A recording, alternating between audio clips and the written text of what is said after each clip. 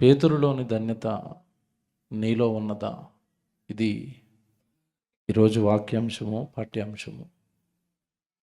పేతురులోని ధన్యత నీలో ఉన్నదా? ఇది ప్రశ్న. పేతురు గారు మనకు తెలుసు, ఆయనలో దేవుడు గుర్తించిన ఒక ధన్యత. ఆ ధన్యత మనందరిలోనూ దేవుడు చూడాలని కోరుకున్నాడు. పేతురు గారిలో దేవుడు చూసిన ధన్యత ఏంటి? మనలో దేవుడు చూడాలనుకున్న ధన్యత ఏంటి? ఈ రాత్రి మనం బైబిల్ను ధ్యానిద్దాం. ప్రియులారా, బైబిలు దేవుడు చాలా కష్టపడి భూమి మీద మనుషులు మాట్లాడుకునే సుమారుగా అన్ని భాషలలోనికి తర్జుమా చేయించాడు. మొదట హిబ్రూ, గ్రీకు భాషలో రాయబడిన ఈ బైబిల్ను మనుషులు మాట్లాడుకునే లిపి కలిగిన సుమారుగా అన్ని భాషలలోనికి దేవుడు తన వాక్యాన్ని, మాటలను తీసుకుని వెళుతున్నాడు. కారణం ఏంటని ఆలోచిస్తే, ఆహారం తినకపోతే శరీరం ఎలాగైతే కృషించిపోతుందో, శక్తి లేనిదిగా మారిపోతుందో, వాక్యము అందకపోతే ఆత్మలు నాశనమవుతాయి. శరీరాలు బాగానే ఉంటాయి, కానీ ఆత్మ నాశనం అవుతుంది వాక్యము అందకపోతే. ఈ ఉద్దేశంతో దేవుడు మనుషులు మాట్లాడుకునే ప్రతి భాషలోనికి బైబిలును, తన మాటలను తీసుకుని వస్తున్నాడు. ఏమంటే, నిజంగా మన చేతుల్లో ఉన్న వాక్యం బైబిలు, దీని గురించి మీరు లోతుగా ఆలోచిస్తే, ఈరోజు ఏదో ఒక 150 రూపాయలకో 200 రూపాయలకో మనకి ఈజీగా బైబిల్ దొరుకుతుంది కనుక దీని విలువ మనకు అర్థం కాలేదు. దీని యొక్క ప్రాముఖ్యత, ఈ బైబిల్ పుట్టడానికి వెనకాల మనుషులు పడిన కష్టం మనకు అర్థం కాలేదు. బైబిల్ చదువుతున్నప్పుడు మీకు నల్లటి అక్షరాలు కనబడతాయి బైబిల్లో, కానీ ఆ నల్లటి అక్షరాల వెనక ఎర్రటి రక్తపు మరకలు ఉన్నాయి. చాలామంది భక్తులు రక్తము చిందిస్తే, వాళ్ళ ప్రాణాలు పెడితే, వాళ్ళ జీవితాలను త్యాగం చేస్తే, వాళ్ళ కుటుంబాలను కోల్పోతే, వాళ్ళ ఆరోగ్యాలను కోల్పోతే, వాళ్ళ ప్రాణాలను కోల్పోతే, ఈరోజు మనం చదువుకుంటున్న బైబిల్ మన చేతుల్లోనికి వచ్చింది. ఇంతమంది ప్రాణ త్యాగాలతో బైబిలును దేవుడు ప్రజల ముందుకు తీసుకుని వస్తే, ఈరోజు అందులో ఉన్న వాక్యాన్ని ఎంతమంది ఇష్టపడతారు? వాక్యాన్ని ఇష్టంగా ఎంతమంది చదువుతారు? వాక్యాన్ని ప్రేమగా ఎంతమంది హత్తుకుంటారు? మాకు వాక్యం కావాలి, మాకు ప్రతిరోజు వాక్యం చెప్పండి, ప్రతిరోజు దేవుడి మాటలు నేర్పించండి అనేవారు ఎంతమంది ఉన్నారు? తక్కువ. ఇకపోతే వాక్యము విలువ అర్థమైన వారు ఎలా ఉంటారో ఈరోజు పేతురు గారిలో మీరు చూస్తారు. ముందు ఈ మాటలన్నీ మీకు ఎందుకు చెప్పానంటే, దేవుడు రాయించిన వాక్యము ఎంత విలువైనదో దేవుడిని బలంగా విశ్వసించిన వాడికి అర్థమవుతుంది. ఆ వాక్యము వెనకాల ఉన్న శక్తి అర్థమవుతుంది. వాక్యము తెచ్చే మార్పు అర్థమవుతుంది. వాక్యము జీవితాల్లోనికి వస్తే జీవితం ఎంత బాగా ప్రకాశిస్తుందో వాక్యము యొక్క శక్తి ఎరిగిన వారికి అర్థమవుతుంది. ప్రియులారా, ఇందులో మొదటన్నవాడే పేతురు గారు. వాక్యం అంటే ఆయనకి చాలా ఇష్టం. ఎలా చెప్తారంటారా? మీరు పాఠంలోకి వెళ్ళేసరికి ఆయన గురించి పూర్తిగా అర్థమవుతుంది. ముందుగా టైటిల్ మరొకసారి చెప్తాను, మీరు జ్ఞాపకం పెట్టుకోవాలి. టైటిల్ ఏం చెప్పండి? పేతురులోని ధన్యత నీలో ఉన్నదా? రైట్. ధన్యత అన్న పదానికి అర్థం తెలియాలి ఫస్ట్. మళ్ళీ చెప్తున్నాను, ఈ అంశం అర్థం కావాలి అంటే, ఈ ధన్యత అన్న పదానికి అర్థం తెలియాలి, భావం తెలియాలి. ఏంటండి అర్థం? ధన్యత అంటే అర్థం ఏంటి? చదువుకున్న పిల్లలుంటే దాన్ని ఇంగ్లీష్లోకి ట్రాన్స్లేట్ చేయండి, ఏమైనా వస్తుంది తెలుసా? బ్లెస్సింగ్ అని వస్తుంది. ధన్యత అంటే మరొక పర్యాయ పదమే ఆశీర్వాదం. ఓకే, ధన్యత అంటే అర్థం ఏంటి? ఆశీర్వాదం. Very good. పేతురులో ఉన్న ధన్యత నీలో ఉన్నదా అంటే అర్థం ఏంటంటే పేతురుకున్న ఆశీర్వాదం నీకున్నదా అని అర్థం. Very good. ధన్యత అనగానే ఆశీర్వాదం అంటే, మనకు ఆశీర్వాదం అంటే ఏం తెలుసు చెప్పండి? మాట్లాడాలి. దేవుడు నన్ను ఆశీర్వదించాడు అని ఎప్పుడు అంటాడు మనిషి? ఎప్పుడంటాడు? గవర్నమెంట్ ఉద్యోగం వస్తే దేవుడు నన్ను ఏం చేశాడు? ఆశీర్వదించాడు. ఇంటి మీద ఇల్లు, 2 ఫ్లోర్లు ఇల్లు కట్టుకుంటే దేవుడు నన్ను ఏం చేశాడు? ఆశీర్వదించాడు. 1 కేజీ బంగారం కొనుక్కుంటే దేవుడు నన్ను ఏం చేశాడు? ఆశీర్వదించాడు. మనకి ఇవే కదండి తెలుసు ఆశీర్వాదాలు అంటే. ఆశీర్వాదం అంటే ఇల్లు, పొలము, ఆస్తి, సంపద, డబ్బు, ఐశ్వర్యం, ఉద్యోగాలు, చదువుల్లో ర్యాంకులు వస్తే దేవుడు మమ్మల్ని ఏం చేశాడు? ఆశీర్వదించాడు. మా పిల్లలు అమెరికాలో చదువుకుంటున్నారండి, దేవుడు మమ్మల్ని చాలా మీ పిల్లలు అమెరికాలో చదువుకుంటే దేవుడు మిమ్మల్ని ఆశీర్వదించాడా? ఇవన్నీ ఆశీర్వాదాలు అని చెప్పారు. నేను వాక్యంలోకి వెళ్ళను కానీ చిన్న ప్రశ్న అడుగుతాను, మీరు ఆలోచించాలి.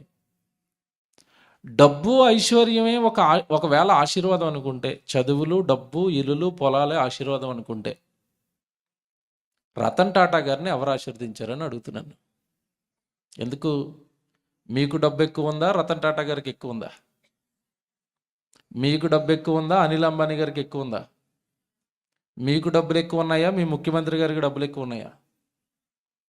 వాళ్ళు ప్రభుని నమ్మారా? మరి వాళ్ళని ఎవరు ఆశీర్వదించారు? అర్థమైందా నా ప్రశ్న? ఆశీర్వాదం అంటే డబ్బు అనుకున్నారా? ఆశీర్వాదం అంటే ఇల్లు అనుకున్నారా?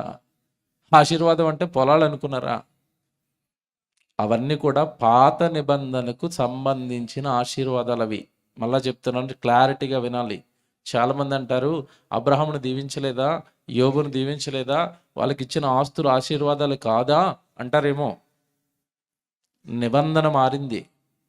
నువ్వు ఉన్నది పాత నిబంధనలో కాదు. ఏ నిబంధనలో? కొత్త నిబంధనలో. నేను ఇప్పుడు కొత్త నిబంధనలో భక్తుల పేరు చెప్తాను. ఏ భక్తుడు ధనవంతుడో నాకు చెప్పాలి. అర్థమవుతుందా? బైబిల్ పాత నిబంధనలో యోబు పేరు చెప్పారు, పాత నిబంధనలో అబ్రహాం గారి పేరు చెప్పారు. నేను కొత్త నిబంధనలో భక్తుల పేరు చెప్తాను, అతడు ధనవంతుడో కాదో నాకు చెప్పాలి. కొత్త నిబంధనలో పౌలు గారి పేరు చెప్తున్నాను, ధనవంతుడు అన్న వాళ్ళు చేయొద్దండి. ఒక్క చేయి లేవదు. కొత్త నిబంధనలో స్టెఫన్ గురించి అడుగుతున్నాను, ధనవంతుడు అన్నవాళ్ళు చేయొద్దండి. ఒక్క చేయి లేవదు. అపోస్తలులు 12 మంది ధనవంతులు చేయొద్దండి. అందులో పేతురు గారు ఉన్నారు. ధనవంతుడా? ఆస్తుందా? ఏం లేదు. పోనీ అవన్నీ విడిచిపెట్టేద్దాం. మన ప్రభు గురించి అడుగుతున్నాను. ప్రభుకి ఎన్ని ఎకరాల పొలం ఉంది? యేసు ప్రభుకి భూమి మీద ఉన్నప్పుడు ఎన్ని ఎకరాల పొలం ఉంది? ఎన్ని ఇల్లులు ఉన్నాయి? ఎన్ని పొలాలు ఉన్నాయి? ఎన్ని కేజీల బంగారం ఉంది? ఆక్స్ఫర్డ్ యూనివర్సిటీలో ఏమన్నా చదువుకున్నాడా? మీరు చెప్పాలి. ఇప్పుడు ఇవి ఆశీర్వాదాలు అనుకుంటే కొత్త నిబంధనలో ఎవరికైనా ఇవి కనపడ్డాయా? మనం ఉన్నది ఏ దినాలలో తెలుసండి? బైబిల్ ప్రకారం మనం ఉన్నది ఏ దినాలలోనో తెలుసా? అంత్య దినాలు అని మాట్లాడింది బైబిల్. మనం ఉన్నది ఏ దినాలు? అంత్య దినాలు. హెబ్రీయులకు రాసిన పత్రిక 1వ అధ్యాయం చదువుతారా ఒకసారి? మనం ఉన్న దినాలు ఏ దినాలు అని చెప్పింది బైబిల్. హెబ్రీయులకు రాసిన పత్రిక. దయచేసి అందరూ వాక్యాలు తెలియాలి కదా. ఇవన్నీ రెఫరెన్స్లు ఉంటేనే మీకు బైబిల్ అనేది బాగా అర్థమవుతుంది.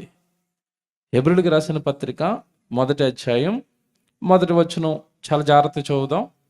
హెబ్రీయులకు రాసిన పత్రిక 1వ అధ్యాయం 1వ వచనం.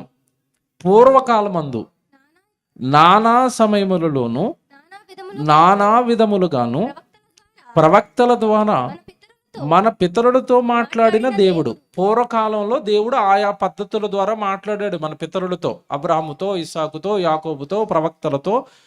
పూర్వకాలంలో, పితరుల కాలంలో రకరకాలుగా దేవుడు మాట్లాడాడు. దర్శనాలు ఇచ్చేవాడు, కళల ద్వారా మాట్లాడేవాడు, వ్యక్తులను పంపించి మాట్లాడేవాడు, ప్రవక్తను పంపించి మాట్లాడేవాడు, దేవదూతను పంపించి మాట్లాడేవాడు. పాత నిబంధన కాలంలో ప్రజలతో దేవుడు మాట్లాడే విధానం అది పాత నిబంధన కాలంలో. వెరీ గుడ్, బాగా చదవాలి, అర్థం చేసుకోవాలి దేవుడు లేఖనం.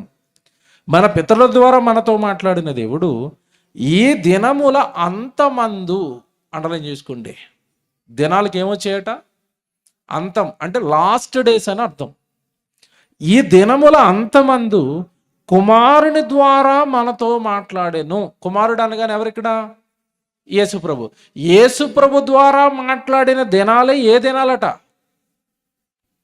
ఈ దినముల అంతమందు కుమారుని ద్వారా మనతో మాట్లాడెను అంటే యేసుక్రీస్తుల వారు 2000 సంవత్సరాల క్రితం మాట్లాడితే అప్పటి నుంచి లోకానికి ఏ దినాలు ప్రారంభమయ్యాయట? అంచె దినాలు. మన వాడికి భాషలో మాట్లాడుకుందామా? వాడికి భాషలో మాట్లాడుకుందామా? చివరి దినాలు. ఇంకా మరి వాడికి భాష మాట్లాడదామా? పోయే కాలం. అంతేనా? అంతేనండి. చివరి దినాలంటే అర్థం ఏంటి చెప్పండి? డాక్టర్ గారు పేషెంట్తో ఇక మీరు 4 రోజులే బ్రతుకుతారండి. ఏ దినాలు అవి? ఏ దినాలు? మీరు స్టైల్గా చివరి దినాలు అంటారేమో, నేను అంటాను వాడికి భాషలో వీడికి పోయే దినాలు. ఎన్ని రోజుల్లో పోతాడు? 4 రోజుల్లో. జాగ్రత్తగా వినాలి. 4 రోజుల్లో చచ్చిపోతాడు అన్న వ్యక్తి దగ్గరికి వెళ్ళి మీకు ఏ ఆశీర్వాదం కావాలని అడగండి. మళ్ళా ప్రశ్న వేస్తున్నాను. నా ప్రసంగం అంతా ప్రశ్నల వర్షం. అవి మీకు అర్థమైతేనే దేవుడు అర్థమవుతాడు. 4 రోజుల్లో చచ్చిపోతాడన్న వ్యక్తి దగ్గరికి వెళ్ళి నీకు ఏ బ్లెస్సింగ్స్ కావాలి, నీకు ఏ ఆశీర్వాదాలు కావాలని అడగండి. డబ్బులు అడుగుతాడా? బంగారం అడుగుతాడా? చదువు అడుగుతాడా? ఏం అడుగుతాడో నాకు చెప్పాలి. నీ డబ్బు నాకెందుకు, నేను ఉంటానా? ఉండను. నీ చదువు నాకెందుకు, 4 రోజులైతే నేను ఉంటానా? ఉండను. మరి ఏం అడుగుతాడు? వీలైతే ఆయుష్ ఇవ్వండి, కుదరదంటే నా ఆత్మకు శాంతి ఇవ్వండి. రైట్? నేను రైటా తప్ప? కుదిరితే నన్ను బ్రతికిస్తే నాకు ఆయుష్ ఇవ్వండి. ఆయుష్ ఇవ్వటం కుదరదనుకోండి, చచ్చిపోయిన తర్వాత నా ఆత్మకి మీరు ఏమివ్వాలి? క్షేమం ఇవ్వండి. అంటే చచ్చిపోయే ముందు తెలివైన వాడైతే శరీరం గురించి ఆలోచిస్తాడా, ఆత్మ గురించి ఆలోచిస్తాడా? ఆత్మ గురించి ఆలోచిస్తాడు. ఇది మనసులో పెట్టుకోండి. మరలా మీకు ఈ విషయం చెప్తాను, ఇది మనసులో పెట్టుకోండి. తెలివైన వాడు ఆత్మ గురించి ఆలోచిస్తాడు. ఎందుకంటే 4 రోజుల తర్వాత అతని శరీరం ఏమైపోద్ది? మట్టిలో కలిసిపోతుంది. Very good. ఇప్పుడు మనం ఉన్న కాలం కొత్త నిబంధన కాలం అయితే, కొత్త నిబంధన కాలానికి దేవుడిచ్చిన ఆశీర్వాదాలు ఏంటో తెలుసా? పాత నిబంధన కాలంలో యోబుకి ఇచ్చిన ధనము, ఇల్లులు, పొలాలు చివరి దినాల్లో ఉన్న మనకివ్వడు. ఎందుకంటే మనం ఉన్న దినాలు ఏ దినాలు? అంచె దినాలు. మన ఆయుష్కాలం వాళ్ళకున్నంత ఆయుష్కాలం ఏమైనా ఉందా? మన ఆయుష్కాలం గురించి దేవుడు ఏం మాట్లాడాడు చెప్పండి? మాట్లాడండి మీకు తెలిసిన వాళ్ళు. మన ఆయుష్కాలం గురించి దేవుడు ఏం మాట్లాడాడు? మీరంటారు 60-70 అధిక బలం ఉన్న ఎడల. నిజమే. నేను 70 కన్ఫర్మ్ అనవలు చేయొద్దండి. ఇవన్నీ దావీదు గారి కాలానికి. మన కాలానికి వచ్చేసరికి యాకోబు పత్రికలో ఏమన్నాడు తెలుసా? నువ్వు ఎంతలో కనబడి అంతలో మాయమైపోయే ఆవిరి, అంటే నువ్వు ఎప్పుడు పోతావో నీకే తెలియదు అన్నాడు. నిజమా కదా? పచ్చి నిజమండి ఇది. ఎందుకంటే కరోనా టైంలో సుమారుగా 2-3 కోట్ల మంది చచ్చిపోయారట. వాళ్ళు చచ్చిపోతారని వాళ్ళకి తెలుసండి? ఇప్పుడు చెప్పండి, అది 80 పక్కా అనవలు చేయొద్దండి. కరోనా 4th వేవ్ లేచింది అనుకోండి, పక్కా అంటాం. అప్పుడు అంటే ఏ రోగం ఎప్పుడు చంపుతుందో తెలీదు, ఏ ప్రమాదం ఎప్పుడు చంపుతుందో తెలీదు, మనం ఎప్పుడు ఉంటామో తెలీదు, ఎప్పుడు చనిపోతామో తెలీదు. మన ఆయుష్కాలం గురించి చివరిలో దేవుడు చెప్పిన మాట, నువ్వు ఎంతలో కనబడతావు అంతలో మాయమైపోయా. నువ్వెవరు? ఆవిరి. కనుక ఆవిరి లాంటి నీ జీవితానికి ఇప్పుడు ఆస్తులా అవసరం అంటున్నాను నేను. ఆస్తులా అవసరం? ఇల్లులా, పొలాలా, ఏం అవసరం ఇప్పుడు నీకు చెప్పండి. అంచె దినాలలో, చివరి దినాలలో ఉన్న మనకి ఏది అవసరం? బాగా ఆలోచించండి. ఏది అవసరమో తెలుసా?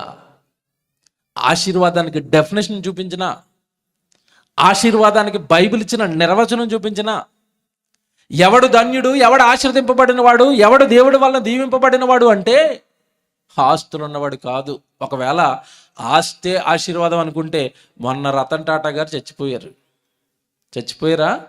ఎంత ఆస్తి ఉంది ఆయనకి? తక్కువ ఎక్కువ?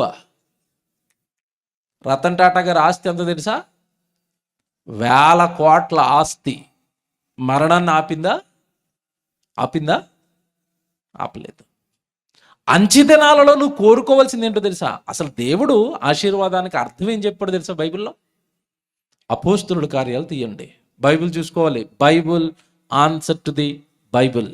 మనకి ఏదైనా ప్రశ్న వస్తే దేవుడు లేఖనమే దానికి మనకి సమాధానం చెప్పాలి. మళ్ళా చెప్తున్నాను, దేవుని లేఖనం మనకి సమాధానం చెప్పాలి. లేఖనం చెప్పింది నువ్వు నచ్చకపోయినా నువ్వు నమ్మాలి. మళ్ళా చెప్తున్నాను ఈ మాట. లేఖనం చెప్పింది నీ హృదయానికి నచ్చకపోవచ్చు, నీ మనసుకు నచ్చకపోవచ్చు, నువ్వు ఒక మూఢనమ్మకంలో నువ్వు ఉండుండొచ్చు. కానీ లేఖనం ఎప్పుడైతే చెప్తుందో నీ మూఢనమ్మకాన్ని వదిలేయాలి. దేవుడు చెప్పిన దానికి నీ శిరస్సు వంచాలి. అప్పుడే నీకు రక్షణ నిలబడుతుంది. అప్పుడే నువ్వు మరణం తర్వాత దేవుడిని చేరతావు. ఈరోజు నా పాఠం వింటే మీకు బాగా అర్థమవుతుంది.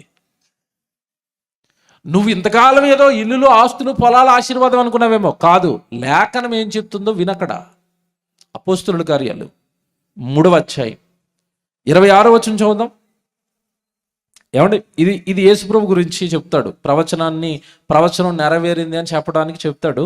మీకు అర్థం కావాలంటే 23 నుంచి చదువుకోండి. అబ్రహాం గారికి దేవుడు ఒక వాగ్దానం ఇచ్చాడు. ఏంట వాగ్దానం? నీ సంతానం వలన భూలోకంలో ఉన్న వంశాలన్నింటినీ కూడా నేనేం చేస్తాను? ఆశీర్వదిస్తాను అన్నాడు. బాగా వినాలి. నీ సంతానము వలన భూలోకంలో ఉన్న వంశాలన్నింటినీ కూడా ఆశీర్వదిస్తాను అన్నాడు. ఎవరా సంతానము అంటే యేసుక్రీస్తు. ఆ సంతానము ద్వారా భూమి మీద సమస్త మానవాళికి వచ్చిన ఆశీర్వాదం ఇల్లులు, పొలాలు, ఆస్తులు, రోగాలు పోవటం ఇది కాదు. 26 జాగ్రత్తగా చదవండి. అపోస్తలుల కార్యాలు 3వ అధ్యాయం 26. దేవుడు తన సేవకుడిని పుట్టించి అనగా యేసుక్రీస్తుల వారిని పుట్టించి మీలో ప్రతి వాని దుష్టత్వము నుండి మళ్లించుట వలన మిమ్మును ఆశీర్వదించుటకు ఆయన మొదట మీ యొద్దకు పంపెనని చెప్పెను.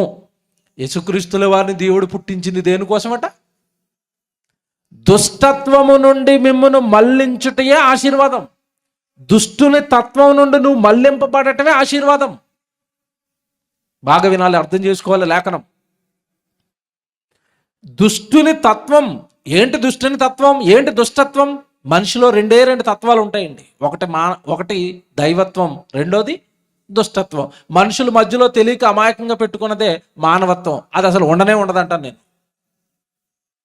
మానవత్వం అన్న పదం బైబిల్ ఎక్కడ కనపడదండి. ఉండే 2 తత్వాలు. ఉంటే దైవత్వం, లేదంటే దుష్టత్వం. దుష్టుని తత్వం ఏంటి చెప్పండి? దుష్టత్వం, దుష్టుడు ఉండటం. దుష్టుని తత్వాలు ఏంటి? అబద్ధాలు. ఎవరి తత్వం? దుష్టుని తత్వం. నరహత్య ఎవరి తత్వం? దుష్టుని తత్వం. మోసాలు ఏమండి? గలిబిలి, అల్లరి ఏమండి? ఇదంతా కూడా ఎవరి తత్వం చెప్పండి? దుష్టత్వం. దైవత్వం ప్రేమ, సంతోషం, సమాధానం, దీర్ఘశాంతం, దయాళుత్వం, మంచితనం. ఏ తత్వం ఇది? దైవత్వం. బాగా అర్థం చేసుకోవాలి మీరు. యేసుక్రీస్తుల వారు లోకంలో పుట్టింది నిన్ను అర్జెంటుగా నిన్ను ఆవరించిన దుష్టుడు నిన్ను వెళ్ళగొట్టాలి. దుష్టత్వంతో నిండిపోయిన మనిషిని దైవత్వం, దేవుని కుమారుడుగా, దేవుని కుమార్తెగా, ప్రేమించేవాడిగా, మంచివాడిగా, దీర్ఘశాంతం కలిగిన వాడిగా, దయ కలిగిన వాడిగా, నిన్ను ఒక క్యారెక్టర్ కలిగిన వాడిగా నిలబెట్టాలి. దైవత్వంతో నింపి నిలబెట్టాలి. అందుకు యేసుక్రీస్తుల వారు లోకానికి వచ్చి సిలువలో చనిపోయాడు. అది ఆశీర్వాదం. మీలో ఎంతమంది దుష్టుని నుండి మళ్లింపబడ్డారో మీరందరూ ఆశీర్వదింపబడిన వారు. గుడికొస్తూ కూడా దుష్టుణ్ణి వెళ్ళగొట్టుకోలేదు అంటే మీకు ఇంకా ఏం రాలేదు తెలుసా? ఆశీర్వాదం రాలేదు. గుడికొచ్చి కూడా వ్యభిచారం చేస్తున్నావా? ప్రభు దగ్గరకు వచ్చి కూడా మద్యానికి బానిసయ్యావా? ప్రభు దగ్గరకు వచ్చి కూడా లోకపు ఆశల్లో మునిగావా? రేపు చనిపోతే నీ ఆత్మ పరలోకానికి వెళుతుందో వెళ్ళదో గ్యారంటీ లేకపోయినా ఏమండి ఒక ఒక ఒక డంబంగా బ్రతికేస్తున్నావా లోకంలో? ఎప్పుడైనా ఆలోచించావా? రేపే యేసుక్రీస్తుల వారు రాకడొస్తే నేను ఖచ్చితంగా పరలోకానికి వెళ్ళిపోతానండి, నాలో పాపం లేదండి, నేను ప్రభు కోసమే బ్రతుకుతున్నాను అన్న ధైర్యం నీలోకి ఏనాడు వస్తుందో ఆ రోజు నువ్వు ఆశీర్వదింపబడిన వాడివి. అప్పటి వరకు ఇంకా దుష్టుడు నిన్ను ఆవరించే ఉన్నాడు, లోకంలో నీతో పాపమే చేయిస్తున్నాడు, ఇంకా సంపూర్ణుడిగా దైవత్వంలోనికి నిన్ను రానివ్వటం లేదు వాడు. ఇప్పుడు చెప్పండి, ఆశీర్వాదం అంటే ఏంటి? ఆస్తులు, ఇల్లులు, పొలాలు కాదు. ఆశీర్వాదం అంటే అర్థం ఏంటి? దుష్టత్వము నుండి మళ్లింపబడటమే ఆశీర్వాదం. మీకు ఒక ఉదాహరణ చెప్తాను అర్థం కావడానికి. ఆశీర్వాదం అనగానే డబ్బు, ఇల్లులు, ఆస్తులు, పొలాలు అనుకుంటే, ఒక తల్లికి 2 కొడుకులు ఉన్నారు. జాగ్రత్తగా వినండి. ఒక తల్లికి 2 కొడుకులు ఉన్నారు. తల్లి గుడికి వస్తుంది, కొడుకులు 2 కూడా గుడికి వస్తారు. జాగ్రత్తగా వినండి. తల్లి బాప్తిసం తీసుకుంది, బిడ్డలు 2 కూడా బాప్తిసం తీసుకున్నారు, కొడుకులు 2. Very good. ఆశీర్వాదం ఆశీర్వాదం ఆశీర్వాదం అనుకుని కొడుకుల్ని బాగా చదివించింది. ఒక కొడుకు కలెక్టర్ అయిపోయాడు, ఒక కొడుకు డాక్టర్ అయిపోయాడు. బాగా వినండి. తల్లి ఇంట్లో ఉంటుంది, కొడుకులు 2 కళ్ళ ముందే ఉన్నారు. ఒక్కొక్కడు పెద్ద పెద్ద ఇల్లు కట్టేశారు, కోటీశ్వర్లు అయిపోయారు. ఇంటి నిండా కార్లు ఉంటున్నాయి, ఇంటి నిండా డబ్బు ఉంది. ఏమంటే ఆవిడ కాలు కింద పెట్టకుండా చుట్టూ పని వాళ్ళు ఉన్నారు. ఈ కుటుంబాన్ని చూసి అందరూ ఏమంటారు చెప్పండి? ఆ కుటుంబాన్ని చూసి అందరూ ఏమంటారు నాకు చెప్పాలి. దేవుడు ఈ కుటుంబాన్ని ఏం చేశాడు? ఆశీర్వదించాడు. పైన కనపడిన దాన్ని బట్టి మీరు ఏం చెప్పారు? ఇప్పుడు ఆశీర్వదించి. ఇప్పుడు నేను లోపలికి వెళ్తాను. లోపలికి వెళితే డాక్టర్గా ఉన్న ఈ కొడుకు ఆదివారం గుడికి వస్తాడు, సోమవారం నుంచి మంగళవారం వరకు వ్యభిచారం చేస్తాడు. డాక్టర్ అయిపోయాడు కదా, డబ్బు ఉంది. ఆ డబ్బు మోజులో రోజుకు ఒక అమ్మాయి అయితే వ్యభిచారం చేస్తున్నాడు. అలాగే కలెక్టర్ అయిపోయిన వ్యక్తి గురించి ఆలోచిద్దాం. అతను కలెక్టర్ అయిపోయాడు, అధికారం ఉంది. అతని అధికారాన్ని ఉపయోగించి అనేక మంది పేదలను కొల్లగొడుతున్నాడు. ఒక లంచగొండుగా మారిపోయాడు, కోట్లకు కోట్లు సంపాదిస్తున్నాడు. ఆదివారం మాత్రం గుడికి వచ్చేస్తాడు. ఆశీర్వదింపబడిన కుటుంబమా అని ఇప్పుడు అడుగుతున్నాను. ఇప్పుడు చెప్పండి మీరు, అది ఆశీర్వదింపబడిన కుటుంబమా, ఇంకా శాపంలోనే ఉందా? వ్యభిచారం చేస్తున్న కొడుకు, లంచాలు తీసుకుంటున్న కొడుకును చూసి నిజంగా వాక్యం తెలిసిన తల్లి మేము ఆశీర్వదింపబడ్డాము అంటదా? నా కొడుకులు ఇంకా 2 దుష్టత్వంలోనే ఉన్నారంటదా? ఇప్పుడు అర్థమవుతుంది ఆశీర్వాదం అంటే ఏంటో మీకు. ఆశీర్వాదం అంటే ఇల్లులు, పొలాలు, ఆస్తులు కాదండి, వాక్యానుసారమైన జీవితం. మళ్ళా చెప్తున్నాను, వాక్య ప్రకారం నువ్వు బ్రతుకుతున్నావా? నీకు ధన్యత కలిగిన కుటుంబం, ఆశీర్వదింపబడిన కుటుంబం. ఎందుకో మీకు ముందుకెళ్ళేసరికి అర్థమవుతుంది, చెప్తానులేండి. ఇప్పుడు స్టార్టింగ్లో మీకు అర్థం కాకపోయినా ముందుకెళ్ళేసరికి నెమ్మదిగా అర్థమవుతాయి. ఆశీర్వాదానికి అర్థం తెలియని వారుగా మారిపోయారు. ఇంటి నిండా డబ్బు, ఏమండి ఆస్తులు, ఇల్లులు, పొలాలు, బంగారము, వెండి, కొడుకులకు కార్లు అన్నీ ఉన్నాయి. కానీ తల్లి ప్రతిరోజు ఏడుస్తుంది తన 2 కొడుకులను బట్టి. దేనికోసమో చెప్పాలి నాకు. తల్లి ఎందుకు ఏడుస్తుందో చెప్పాలా? కొడుకులు 2 ఏ తత్వంలో ఉన్నారు? దుష్టత్వంలో. చచ్చిపోతే వీళ్ళిద్దరు ఎక్కడికి వెళ్తారు? నరకానికి. ఇప్పుడు చెప్పండి, ఆశీర్వాదమా అది? అపోస్తుల కార్యాలు 3:26 10 సార్లు చదవండి, అప్పుడు కానీ మీకు అర్థం కాదు. అది దేవుడు తన సేవకుడైన యేసుక్రీస్తుల వారిని పుట్టించి మీలో ఉన్న ప్రతి వాని యొక్క దుష్టత్వము నుండి మళ్లించుట వలన మిమ్మును ఆశీర్వదించుటకు ఆయన మీ వద్దకు పంపించాడు. ఆశీర్వాదం అంటే దుష్టత్వము నుండి మళ్లింపబడాలి, అదొక ఆశీర్వాదం. మీకు అర్థం కావడానికి కొంచెం ముందుకు వెళదాం. ఆశీర్వాదం, ధన్యత ఇల్లులు, పొలాలు, ఆస్తులు కాదన్నది మీకు అర్థమైపోయింది. బైబిల్లో దేవుడు ఎన్ని రకాల ఆశీర్వాదాలు చెప్పాడో మీకు ఏమైనా తెలుసా? ఎప్పుడు చెప్పలేదండి మనకెవరో. ఆశీర్వాదం అనగానే పొలము, ఆశీర్వాదం అనగానే ఉద్యోగం, ఆశీర్వాదం అనగానే డబ్బు అని చెప్పారు తప్ప ధన్యతలు, ఆశీర్వాదాలు బైబిల్ చాలా రకాల ఆశీర్వాదాలు చెప్పింది. చాలా రకాల ఆశీర్వాదాలు నీకు ఉన్నాయని చెప్పింది. ఏనాడు అట్లు మనం పట్టించుకోలేదు. ఏంటండి బైబిల్ చెప్పిన ఆశీర్వాదాలు? ఇల్లులు, పొలాలు, ఆస్తులు కాకుండా ఇంకేంటండి బైబిల్ చెప్పిన ధన్యతలు, ఆశీర్వాదాలు అంటారా? ఒక మాట చూపిస్తాను, దయచేసి అందరూ బైబిల్ తీసుకోండి. సామెతల గ్రంథం తీయండి. అందరూ సామెతల గ్రంథం తీయండి. సామెతల గ్రంథం 8వ అధ్యాయం 34వ వచనం చదువుతాం. సామెతల గ్రంథం 8వ అధ్యాయం 34వ వచనం దయచేసి అందరు తీయండి. అందరు తీసిన తర్వాత చదవండి. అది సామెతల గ్రంథం 8వ అధ్యాయం 34వ వచనం. అనుదినము నా గడప యొద్ద కనిపెట్టుకొని నా ద్వారబంధముల యొద్ద కాచుకొని నా ఉపదేశములు వినువారు బా ఆశీర్వదింపబడిన వాడట. ఎవడు ధన్యుడు? ఎవడు ఆశీర్వదింపబడిన వాడు? చెప్తున్నాడు. మళ్ళీ చదువుతాను. 34వ వచనం. అనుదినము నా గడప యొద్ద కనిపెట్టుకొని. ఎప్పుడెప్పుడు కనిపెట్టాలట వాక్యం కోసం? అనుదినము అంటే ప్రతిరోజు మాకు వాక్యం చెప్పండి, దేవుడి సన్నిధికి మేము వస్తాం అనాలి. మీలో ఎంతమంది అంటారు చెప్పండి? సభలు ఎన్ని రోజులండి ఇవి? 4 రోజులు. 5వ రోజు కూడా సభ ఉందంటే ఎంతమంది వస్తారు? చేయొద్దండి. 25% కూడా లెగలేదండి చేతులు. అంటే అర్థం ఏంటంటే ఈ 4 రోజులే మా పనులన్నీ మానుకుని వస్తున్నామంటే మళ్ళీ 5వ రోజు కూడా రావాలా? ఇదే కదా లోపల ఫీలింగ్. దేవుడు వాక్యం దగ్గర రావడానికి మనకి ఎన్నో పనులు అంటాం, ఎన్నో చెప్తాం, కానీ వాక్యం ఏమంటుందో తెలుసా? అనుదినము. ప్రతిరోజు దేవుడు వాక్యం వింటున్నావా? నీ ఆత్మీయ జీవితం చాలా బాగుంటుంది, నీ కుటుంబం చాలా బాగుంటుంది, పాపం మీ దరి చేరదు, దుష్టుడు మీ చెంతకు రాడు, దుష్ట ఆలోచనలు మీ హృదయంలోనికి సహితం రావు. అనుదినము వాక్యం వింటే. ఏమంటే చెట్టు పెంచుతారు, మన మొక్కలు పెంచుతారు, ఇవి డూప్లికేట్ మొక్కలండి. ఒరిజినల్కి మాసిపోయి ఇంక చివరికి వచ్చినాయి ప్లాస్టిక్లు మన దగ్గరికి. ఇప్పుడు ఇలాగ ఒరిజినల్ మొక్క కుండీలో ఉంటుందండి. ఒరిజినల్గా కుండీలో ఉన్న మొక్కకి రోజు నీళ్ళు వేస్తున్నారు అనుకోండి, మొక్క ఎలా ఉంటుంది? ఏపుగా ఎదుగుతుంది. ఆడపిల్లలు కుండీల్లో ఎడతారు. ఏం పువ్వులు అవి? గులాబీ పువ్వులు. రోజు నీళ్ళు వేస్తున్నారు అనుకోండి, పువ్వులు ఎలా కాస్తాయి?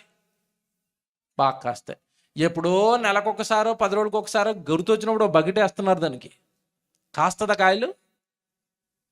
కాయదు. రోజు నీళ్ళు వేసే మొక్క ఎలాగైతే ఫలిస్తుందో, అనుదినము వాక్యం వినేవాడు కూడా ఆత్మ ఫలాలతో దేవుడికి ఫలిస్తాడు. మనలో ఎందుకండి దుష్టుడు వెళ్ళటం లేదు? మనలోకి ఎందుకంటే ఆత్మ ఫలాలు రావటం లేదంటే అవి నీలో కాయాలంటే నీళ్లు పోయాలి. ఏ నీళ్లు? వాక్యం అనే నీళ్లు. ఎక్కడ పోస్తున్నాం మనం? ఎప్పుడు పోస్తాం? ఈ సభలు పెట్టారు కనుక 4 రోజులు పోసుకుంటున్నాం నీళ్లు. సభలు లేకపోతే నీళ్లు లేవు, ఏమి లేవు, ఎండిపోవటమే. అలాగా అతి కష్టం మీద ఆదివారం ఆరాధన. అదే కదండి మనం వచ్చేది దేవుడి దగ్గరికి. ఎప్పుడు? ఆదివారం ఆరాధన. అది కూడా అతి కష్టం మీద. పాస్టర్ గారు 4 సార్లు రండి రండి రండి అని ఆయన మైకులో చెప్తే అప్పుడు వస్తారండి తీరిగ్గా. గంట సేపు, గంటన్నర సేపు, 2 గంటల సేపు అక్కడ కూర్చోవటం గగనం. ఆమెన్ అనగానే మళ్ళీ ఎవరు కనపడరు. ఎక్కడికి వెళ్ళిపోతారు? అర్జెంటుగా లోకంలోకి వెళ్ళిపోవాలి. కానీ వాక్యం ఏం చెప్తుంది? 34 వచనం చదవండి. 34 వచనం మళ్ళీ చదవండి. అనుదినము నా గడప యొద్ద కనిపెట్టుకొని నా ద్వారబంధముల యొద్ద కాచుకొని. ఎక్కడ కాచుకోవాలట? దేవుని యొక్క సన్నిధిలో ద్వారబంధముల యొద్ద కాచుకొని కూర్చోవాలట. దేవుడు ఈరోజు నాతో ఏం మాట్లాడతాడు, ఏ వాక్యం చెప్తాడు, ఏ ప్రసంగం చెప్తాడు అని దేవుడి సన్నిధిలో కాచుకొని నా ఉపదేశము వినువారు, నా ఉపదేశము వినువాడు ధన్యుడు, ఆశీర్వదింపబడిన వాడు అని చెప్పింది బైబిల్. దీనికి ఒక బెస్ట్ ఎగ్జాంపుల్ ఒక ఆయన జీవితాన్ని మీ ముందుకు తీసుకొస్తాను. అతను ఆశీర్వదింపబడ్డాడో లేదో నాకు చెప్పాలి. అనుదినము నా గడప యొద్ద ఉండాలి, అనుదినము నా ద్వారబంధముల యొద్ద కాచుకోవాలన్నాడు కదా. అలా కాచుకున్న ఒక వ్యక్తి ఉన్నాడు బైబిల్లో. ఎవరు చెప్పండి? సమూయేలు. పుట్టిన వెంటనే తల్లి తీసుకొచ్చి సమూయేలుని ఎక్కడ విడిచిపెట్టేసింది? దేవాలయంలో. ప్రతిరోజు ఎక్కడ పెరిగాడు సమూయేలు? దేవాలయంలో పెరిగాడు. దేవాలయములో దేవుని సన్నిధిలో దేవుని ద్వారబంధముల యొద్ద పెరిగిన సమూయేలు ఆశీర్వదింపబడ్డాడా లేదా మీరు చెప్పాలి. ఆశీర్వదింపబడ్డాడా? నేను అడుగుతున్నాను, సమూయేలుకు వచ్చిన ఆశీర్వాదం ఏంటి? ఆస్తులు, ఇల్లులు, పొలాలా? ప్రవక్త. సమూయేలు ప్రవక్త. రాజును అభిషేకించాలంటే, రాజును నిర్ణయించాలంటే ఎవరు నిర్ణయించాలి? ప్రవక్త నిర్ణయించాలి. ప్రవక్త ఊరిలోనికి వచ్చాడు అనుకోండి, ఊరు గజగజలాడిపోయేది. ఏమనేదో తెలుసా? ప్రవక్తతో ఏమనేదో తెలుసా? అయ్యా, మీరు శుభవచనంతో వస్తున్నారా, అశుభవచనంతో వస్తున్నారా? మిమ్మల్ని దేవుడు ఎందుకు పంపిస్తున్నాడు? ప్రవక్త అనగానే గడగడలాడింది ఆ రోజు ఇశ్రాయేలు సామ్రాజ్యం. అదండి ఆశీర్వాదం అంటే. భక్తి కలిగిన వాడు, అనేక మంది రాజులను అభిషేకించిన వాడు, రాజ్యాన్ని పరిపాలించిన వాడు, న్యాయాధిపతిగా అనేక మందికి న్యాయం తీర్చిన వాడు, అనేక మందికి వాక్యం చెప్పిన వాడు, అనేక మందిని దేవుని కొరకు నిలబెట్టిన వాడు, తాను దేవుని కొరకు నిలబడి అనేక మందిని దేవుళ్ళలో నిలబెట్టటమే ఆశీర్వాదం. అది ఎవరికి వచ్చింది? సమూయేలుకు వచ్చింది. మనకెందుకండి వాక్యం రాదు అంటే, మనం ఎప్పుడు వస్తాం చెప్పండి గుడికి? ఎప్పుడు వస్తాం మనం? చెప్పాను కదా, ఆదివారం అతి కష్టం మీద. ఇంకో మాట చెప్పనా నేను? స్కూల్కి వారానికి ఒకసారి వెళ్తున్నాడు అనుకోండి, ఆడికి చదువు వస్తుందా, ఫెయిల్ అయిపోతాడా? బాగా ఆలోచించండి. వారానికి ఒక్కసారే స్కూల్కి వెళ్తున్నాడు, ఫెయిల్. వాక్యము ఆత్మీయ ఆహారం అన్నవాళ్ళు చేయొద్దండి. వాక్యము నా ఆత్మకు ఆహారం అన్నవాళ్ళు చేయొద్దండి. Very good, చేదింపండి. బిర్యానీ శరీరానికి ఆహారము అన్నవాళ్ళు చేయొద్దండి. అన్నము శరీరానికి ఆహారం చేయొద్దండి. అందరు ఎత్తుతారు, ఎందుకంటే అది మనకు తెలిసిన విషయం. Very good. ఇప్పుడు ప్రశ్న అడుగుతున్నాను, శరీరానికి ఆహారమైన అన్నము వారానికి ఎన్ని రోజులు తింటున్నారు? మీరు తప్పు ప్రశ్న అడుగుతున్నారండి. వారానికి ఎన్ని రోజులు కాదు, రోజుకి ఎన్నిసార్లు అని అడగాలి. I right? అంతే కదండి. వారంలో ఎన్ని రోజులు కాదు, రోజుకి ఎన్నిసార్లు? రోజుకు 3 పూటలు వేద్దామండి. వారానికి 7 మూళ్ళు 21 సార్లు ఆహారం పెట్టావు. దేనికి? శరీరానికి. ఆత్మకి ఆదివారం ఒకరోజు అతి కష్టం మీద, అది కూడా నిద్ర రాకపోతే, అవును కదా, సేవకులు అడగండి చెప్తారు. మా చర్చిలో సగానికి సగం రాగానే అని గురక. ఏటో మరి ఎక్కడ లేని నిద్ర గుడికి వచ్చినప్పుడు వస్తుందండి. ఏమండి, మీరు భోజనం తింటున్నప్పుడు నిద్ర వస్తుందా? ఆదివారం రోజు మంచి మటన్ కూర వండుకున్నారు, గుమగుమలాడిపోతుంది, ఎదురుకుండా పెట్టుకుని ఎవడన్నా నిద్రపోతాడండి? అబ్బాయి, అక్కడ నిద్ర ఎందుకు వస్తుంది? డబ్బులు లెక్కెట్టినప్పుడు నిద్ర వస్తుందా? రాదు. కానీ వాక్యం వింటున్నప్పుడు ఏమొస్తుంది? ఎందుకు వస్తుంది? ఎందుకు వస్తుంది? నీకు అసలు ఒక నమ్మకం లేదు. ఏ నమ్మకం? అమ్మో, అయ్యగారు చెప్తున్న వాక్యము నా ఆత్మకి ఆహారం, అది తినకపోతే నా ఆత్మ నాశనానికి వెళ్ళిపోతుంది. ఈ భయం ఉన్నవాడికి నిద్ర ఎందుకు వస్తుంది? పిల్లరా, ఆత్మకు ఆహారం వాక్యమైతే ఒకటే ప్రశ్న, శరీరానికి ఆహారం ఎన్నిసార్లు పెట్టుకున్నాం? ఇందాక లెక్క ఇస్తే వారానికి 21 సార్లు. నేను ఒక ప్రశ్న వేస్తాను, ఆత్మకి ఎప్పుడు ఆహారం పెడతావో శరీరానికి అప్పుడే ఆహారం పెట్టు. మళ్ళీ చెప్తాను, అర్థమైందో లేదో. ఆత్మకి ఎప్పుడైతే ఆహారం పెడతావో శరీరానికి కూడా అప్పుడే ఆహారం పెట్టు. శరీరం ఉంటుందా, మంచం ఎక్కుతుందా? వారానికి ఒకసారి భోజనం తినమని ఇండైరెక్ట్గా చెప్తున్నాను నేను. రోజుకు 3 సార్లు కాదు, వారానికి ఒకసారి భోజనం చేయండి. ఎందుకంటే వారానికి ఒకసారి వాక్యం వింటావు కదా, వారానికి ఒకసారి భోజనం చేయి. అప్పుడు నీ శరీరం ఏమైపోద్ది? నీరసం వచ్చి మంచాన్ని పడుకుంటుంది. అప్పుడు అర్థమవుతుంది మీకు, ఆహా, ఇంతకాలం ఆత్మను పడుకోబెట్టానా మంచం మీద, దేవుళ్ళో ఇందుకా నేను ఎదగలేదు, దేవుళ్ళో ఇందుకా నాకు బలం లేదు, దేవుడి కోసం ఇందుకా నేను త్యాగాలు చేయలేకపోతున్నాను, దేవుడి కోసం నేను ఎందుకా మీటింగులు పెట్టలేకపోతున్నాను, దేవుడి కోసం ఎందుకా సువార్తకి వెళ్ళలేకపోతున్నాను? ఓహో, ఆహారం సరిగా పెట్టలేదు కనుక నా ఆత్మ మంచం ఎక్కింది. ఎక్కిందా? నేను చెప్పలేదు, ఇది వాక్యం చెప్పిందే నేను చెప్తాను. చూస్తారా బైబిల్లో? కొరింథీయులకు రాసిన పత్రిక తీయండి, బైబిల్లో ఉంటాయి నేను చెప్పేవన్నీ. టైం అయిపోద్దని అన్ని చూపించిన అంతే. కొరింథీయులకు రాసిన ఏమంటే మొదటి పత్రిక 11వ అధ్యాయానికి రండి. 11వ అధ్యాయానికి రండి.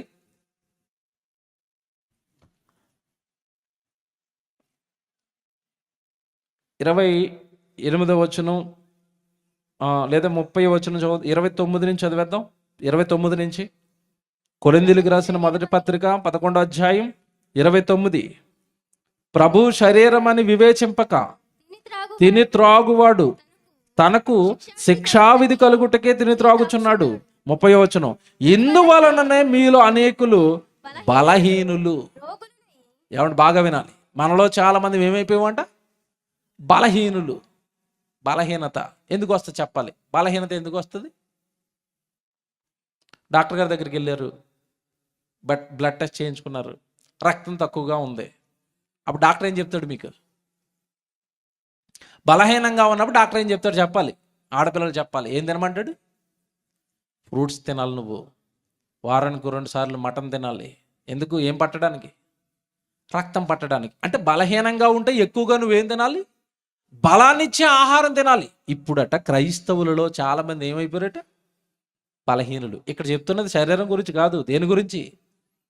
ఆత్మీయంగా మీరు బలహీనులయ్యారు. నెక్స్ట్ రోగులునై ఉన్నారు. చాలా మందికి ఏమొచ్చేసినాయట? శరీరం బలంగా ఉండటం వల్ల ఏమొచ్చేసినాయట? రోగాలు అనగా పాపాలు అంటుకుపోయాయి. నెక్స్ట్ చాలా మంది ఆల్రెడీ దేంట్లోకి వెళ్ళిపోయారట? నిద్ర. శరీరం నీరసంగా ఉన్నప్పుడు అస్తమాటు మనకు వచ్చేది ఏంటి చెప్పండి? శరీరం నీరసంగా ఉందనుకోండి, తిరుగుతాడా? మంచం ఎక్కి నిద్రపోతూ ఉంటాడు. ఇప్పుడు మనం కూడా ఏమెక్కాం ఆత్మీయంగా? ఇప్పుడు మంచం ఎక్కున్నాం. ఇప్పుడు అదే నేను ఇందా చెప్పిన మాట. అనుదినము ఆహారం పెట్టడం లేదు కనుక, అనుదినము వాక్యం అందించడం లేదు కనుక ఆత్మ బలహీనమైపోయింది.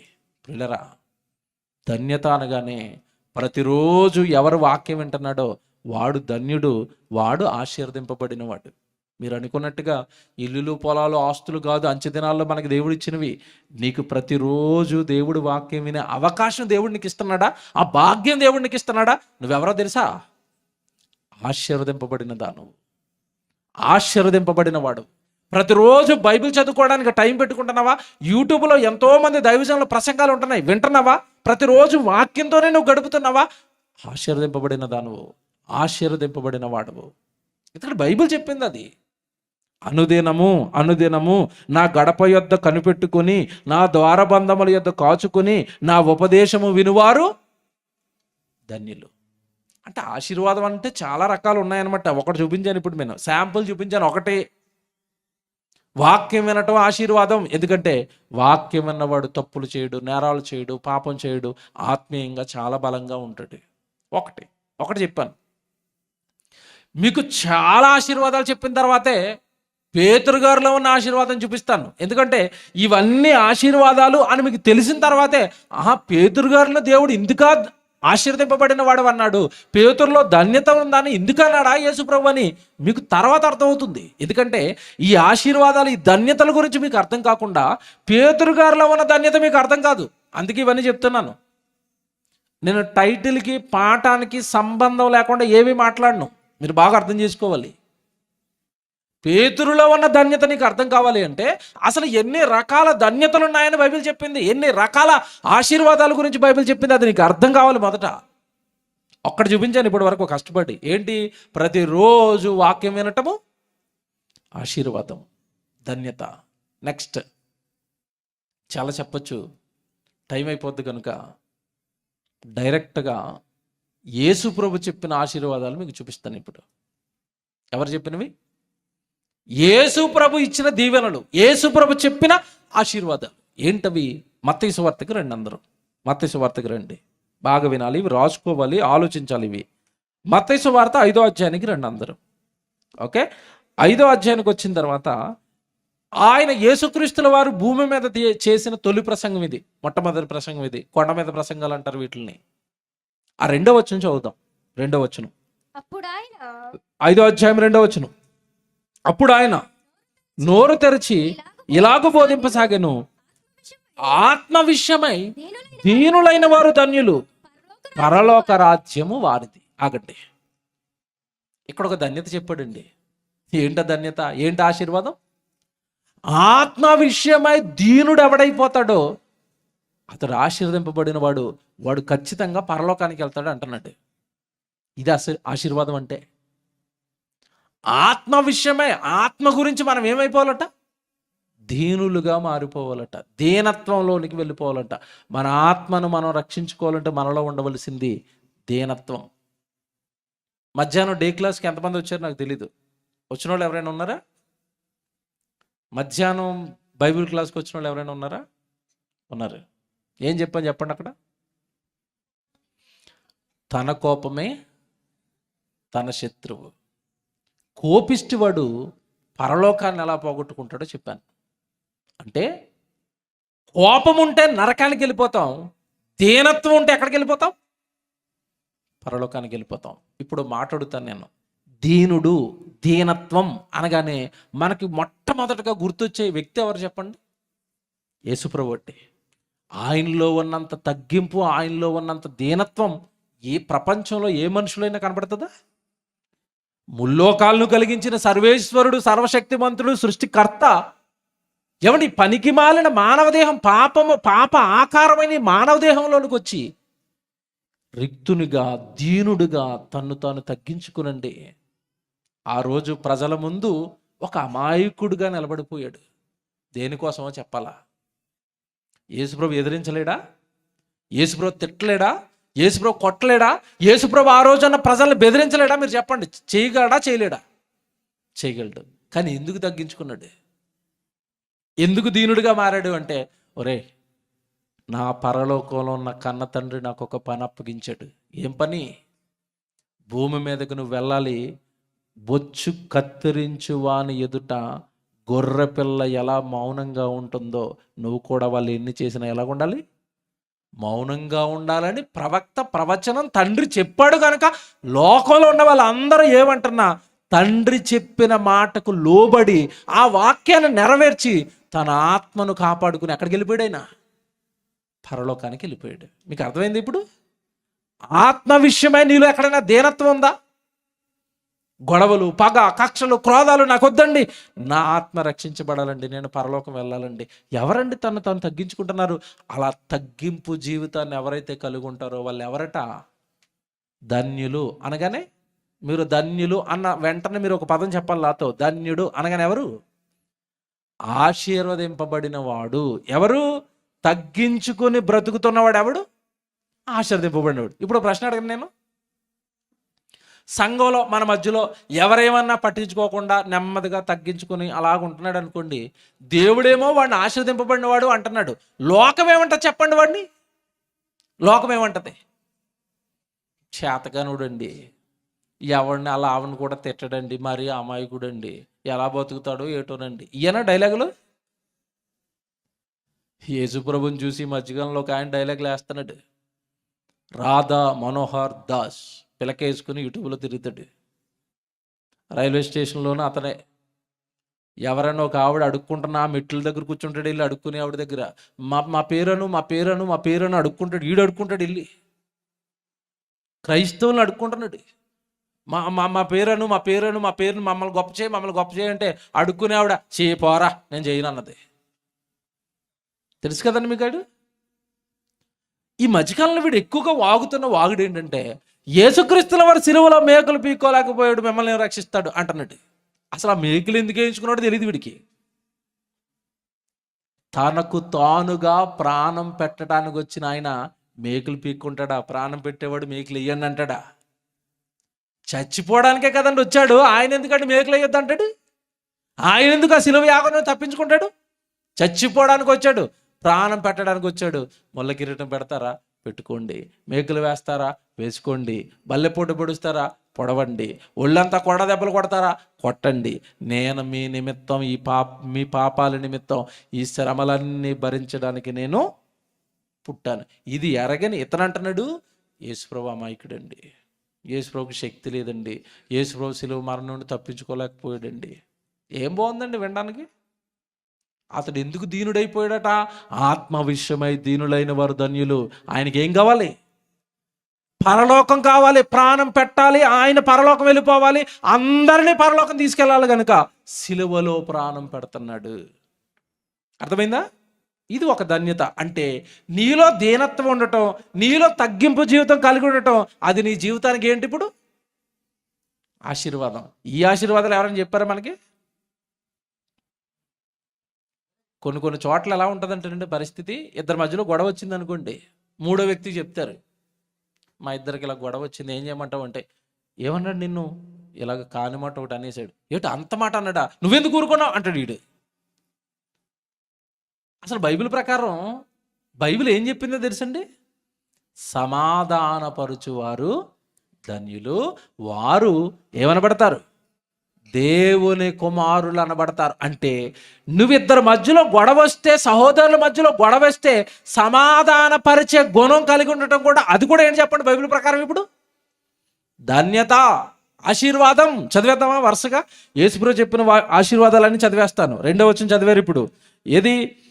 3వ వచనం, ఆత్మ విషయమై దీనులైన వారు ధన్యులు, పరలోక రాజ్యము వారిది. దుఃఖపడు వారు ధన్యులు. ఇప్పుడు చెప్పండి, దుఃఖపడువారు ధన్యులు అనగా ధన్యులు అన్న పదం తీసేసి ఆశీర్వాదం అన్న పదం పెట్టండి అక్కడ. ఇప్పుడు ఎవరు ఆశీర్వదింపబడినవాడు చెప్పండి? దుఃఖపడువారు ఆశీర్వదింపబడినవారు ధన్యులు. అంటే ఏ దుఃఖం? సీరియల్ చూసి వచ్చే దుఃఖం కాదు. చాలామందికి అదే కదా దుఃఖాలు. ఇప్పుడు ఏడైతే ఈరోజు ప్రార్థన ఉన్నా కనుక ఇక్కడ ఉన్నారు, లేకపోతే అక్కడ కూర్చొని ఏడుతూ ఉంటారు. ఎక్కడ కూర్చొని? కార్తీక దీపం, మొగల రేకులు ఉన్నాయో ఎగిరిపోయినాయో తెలియదు ఇంకా అవి నాకు. పాత పేర్లు చెప్తున్నాను నేను. ఏమండి, సీరియల్ ముందు కూర్చుని ఒకటే ఆడవటం. విచిత్రం ఏంటంటే ఆ సీరియల్లో నటించే ఆవిడ డబ్బులు తీసుకుని ఏడ్చింది. బాగా వినాలి. సీరియల్లో నటించే ఆవిడ రోజుకి 5,000 తీసుకుని ఏడుతుంది. ఈ ఆడపిల్లలు ఏం చేస్తారంటే రివర్స్లో కేబుల్కి డబ్బులు కట్టి ఏడుతారు వీళ్ళు. మీకేమో అర్థమైందో లేదో? ఆమెమో డబ్బులు సంపాదించడానికి ఏడుతుంది, నువ్వు డబ్బులు కట్టడానికి ఏడుతున్నావు, డబ్బులు కట్టి ఏడుతున్నావు. ఇదేమి ఏడుపులండి? ఏమి ఏడుపులు? పిల్లలు బాగోలేదు, దేవుళ్ళో మోకాళ్ళు వేసి దేవుడి దగ్గర ఏడవరాదు? భర్త బారట్లేదు, భర్త బాగోట్లేదు, మోకాళ్ళు వేసి దేవుడి సన్నిధిలో ఏడవరాదు? ఆ ఏడుపు చూసి దేవుడు కరుణించి కుటుంబాన్ని బాగు చేస్తాడేమో. ఈ ఏడుపులు ఉంటాయా? బే. యేసుక్రీస్తుల వారు యెరూషలేము పట్టణాన్ని చూశాడు. చూడగానే ఆయన ఏం చేశాడు తెలుసండి? ఏడ్చేశాడండి. యెరూషలేమా, ఒకప్పుడు దావీదు పట్టణమా, ఎంతటి ఘోరమైన పాపాలతో నిండిపోయావేటే పట్టణమా, నాశనం అయిపోతావే, నీ మీదకి శిక్ష వస్తుంది, చంపేస్తాడు దేవుడు నిన్ను ఏడ్చాడు ప్రభు వాళ్ళ పాపాలను చూసి. ఈరోజు ఎవరి బ్రతుకులను చూసి వాళ్ళు ఏడ్చేవారు లేరు, నశించిపోతున్న పట్టణాన్ని చూసి ఏడ్చేవారు లేదు. సంఘాన్ని బట్టి, సంఘంలో ఏమైనా లోపాలు ఉంటే, సంఘంలో ఏమైనా సమస్యలు ఉంటే, నా సంఘం బాగుండాలని సంఘం కోసం ఏడ్చేవారు లేరు. అమ్మో, నా సేవకులు వాళ్ళ జీవితాలను పరంగా పెట్టి వాక్యం చెప్తున్నారు కదా, నా సేవకుడు కుటుంబం కోసం ప్రార్థన చేస్తాను దుఃఖపడి ఎవరున్నారు? సేవ నిమిత్తమై, దేవుని నిమిత్తమై, ఆత్మల నిమిత్తమై, పరలోకము నిమిత్తమై ఎవరైతే దుఃఖపడతారో, ఎవరైతే దుఃఖం కలిగిన జీవితాన్ని జీవిస్తారో వాళ్ళు ఎవరట? బ్లెస్డ్ ఫ్యామిలీ, ఆశీర్వదింపబడిన కుటుంబం. నాకు వీటి దగ్గరే టైం అయిపోద్ది. నేను ఇప్పుడు ఎంత టైటిల్ వేసింది ఎవరి కోసం? టైటిల్ వేసింది ఎవరి కోసం చెప్పండి? పేతురులోని ధన్యత నీలో ఉందా? అక్కడికి రావాలి. కనుక మీరు ఇంటికి వెళ్ళిన తర్వాత ఈ రాత్రి హోంవర్క్ ఇస్తున్నాను మీకు. ఏంటి హోంవర్క్ అంటే, ధన్యతలు ఎన్ని చెప్పాను నేను ఇప్పుడు? అక్కడికి 3వ వచనం, 4వ వచనం చెప్పాను. మీరు 5 చదువుకోండి, 6 చదువుకోండి, 7 చదువుకోండి, 8 చదువుకోండి, 9 చదువుకోండి, 10 చదువుకోండి. కింద ఇంకా చాలా రకాల ధన్యతలు, ఆశీర్వాదాలు దేవుడు చెప్పాడు. అంటే ఆశీర్వాదం అంటే ఆత్మీయ జీవితానికి దేవుడు చెప్పిన ఆశీర్వాదాలు ఇవి. ఇల్లులు, పొలాలు, ఆస్తులు మైండ్లోంచి తీసేయండి. అవి పాత నిబంధన కాలంలో భక్తులు అప్పుడే దేవుడి దగ్గరకు వస్తే వాళ్ళకి ఇచ్చిన భూ సంబంధమైన ఆశీర్వాదాలు అవి. కొత్త నిబంధనలో క్రైస్తవులకి ఇచ్చిన ఆశీర్వాదాలు ఏంటో తెలుసా? ఎఫెసీయులకు రాసిన పత్రిక బైబిల్ తీసుకోండి. ఎఫెసీయులకు రాసిన పత్రిక 1వ అధ్యాయం 3వ వచనం చదువుదాం.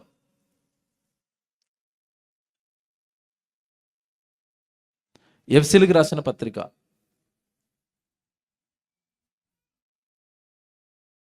1వ అధ్యాయం 3వ వచనం. మన ప్రభు అయిన యేసుక్రీస్తు యొక్క తండ్రి యొక్క దేవుడు స్తుతింపబడును గాక. స్తుతింపబడును గాక. ఆయన క్రీస్తునందు ఏమండి? ఆయన క్రీస్తునందు. ఈరోజు మనం ఉన్నది క్రీస్తునందే కదా.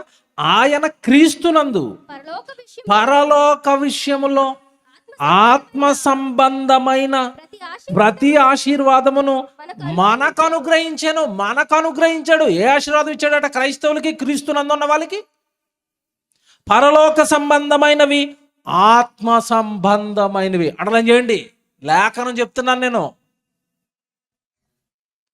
క్రీస్తునందున్న వాళ్ళకి, ఇప్పుడు క్రీస్తులోనికి వచ్చిన వాళ్ళకి, బాప్తిసం తీసుకున్న వాళ్ళకి భూ సంబంధమైనవి కాదు, శరీర సంబంధమైనవి కాదు. ఏ సంబంధమైనవట? పర సంబంధమైనవి, ఆత్మ సంబంధమైన ఆశీర్వాదాలలో క్రైస్తవ్యం ఉంది. వెనక్కి వెళ్ళక, ఇంకా ముందుకెళ్ళు. వెనక్కేంటి ముందుకేంటి అంటారేమో. మీకు అర్థం కావడానికి ఉదాహరణ చెప్తాను. పిల్లలకి స్టార్టింగ్లో బడికి వెళ్తున్నప్పుడు వాడికి ఏమిచ్చి పంపిస్తారు? బడికి పలక, కనికి, అంతేనా? పలక తెలుసు కదా, స్లేట్, శుద్ధ. ఎప్పుడు ఇస్తారు అవి? స్టార్టింగ్లో. వాడు 10th క్లాస్కి వచ్చాడు, అప్పుడు ఇవ్వండి పలక. పట్టుకెళ్తాడా స్కూల్కి? పలక నుంచి ఎక్కడికి వచ్చాడు? పేపర్కి వచ్చేసాడు, పుస్తకానికి వచ్చేసాడు, పెన్సిల్కి వచ్చేసాడు. స్టార్టింగ్లో పెన్సిల్ ఇస్తారు. దేని తర్వాత? శుద్ధ తర్వాత పెన్సిల్ ఇచ్చారు. పెన్సిల్ కూడా ఎగిరిపోయింది. ఇప్పుడు ఎక్కడికి వచ్చాడు? పెన్ వరకు వచ్చాడు. ఆ పెన్లో మళ్ళీ రెడ్, బ్లూ, ఏమండి బ్లాక్ అంటున్నాడు. ఇప్పుడు ఇవ్వండి శుద్ధ. పో ఆ టైం అయిపోయింది అంటాడు. అలాగే ప్రారంభంలో దేవుడు వాళ్ళకి ఇచ్చాడు ఆస్తులు, ఇల్లులు, పొలాలు, దేశాలు, ఆశీర్వాదాలకు ఇచ్చాడు. కానీ ఇప్పుడు క్రైస్తవుడు కదా, ఎదిగినవాడు కదా, కొత్త నిబంధనలోకి వచ్చినవాడు కదా, అంచె దినాల్లో ఉన్నవాడు కదా, నీకు దేవుడిచ్చిన ఆశీర్వాదాలు ఆత్మ సంబంధమైనవి, పర సంబంధమైనవి. ఇది మైండ్లో పెట్టుకోండి. ఇది ఎందుకు చెప్పాను ముందుకెళ్ళేసరికి అర్థమవుతుంది. పేతురులో ఉన్న ధన్యత నీలో ఉన్నదా? ఏంటండి ఆయనలో ఉన్న ధన్యత? ఏంటి ఆయనలో ఉన్న ఆశీర్వాదం? చూపిస్తాను ఇప్పుడు. ఏమండి? కొత్త నిబంధనకు వచ్చేయండి. పేతురు గారిలో దేవుడు చూసిన ధన్యత ఏంటి? మత్తయి సువార్త 16వ అధ్యాయానికి రండి అందరూ. చాలా జాగ్రత్తగా లేఖనాలు రాసుకోవాలి, చదువుకోవాలి, ఆలోచించాలి. మత్తయి సువార్త 16వ అధ్యాయం. ఏమండి? జాగ్రత్తగా వినండి. మత్తయి సువార్త 16వ అధ్యాయం 13 నుంచి చదువుదాం. మత్తయి సువార్త 16వ అధ్యాయం 13 నుంచి చదువుదాం. జాగ్రత్తగా వినండి. యేసుక్రీస్తుల వారు సువార్తలు చేస్తూ, యేసుక్రీస్తుల వారు సువార్తలలో భాగంగా ఫిలిప్పుదైన కైసరియా ప్రాంతానికి వచ్చాడు. వాక్యం చెప్పుకుంటూ తిరిగేవాడు ప్రభు. తెల్లారు లేస్తే సువార్తకు వెళ్ళిపోయేవాడు శిష్యులను తీసుకుని. అలా కైసరియా అనే ఒక ప్రాంతానికి వచ్చాడు. ఓకే, వచ్చినప్పుడు అక్కడున్న పరిస్థితుల గురించి, ఆ ప్రాంత పరిస్థితుల గురించి శిష్యులను అడుగుతున్నాడు. ఏమని అడుగుతున్నాడు చదవండి. తర్వాత మాట, మనుష్య కుమారుడు ఎవడని జనులు చెప్పుకొనుచున్నారని తన శిష్యులను అడగగా.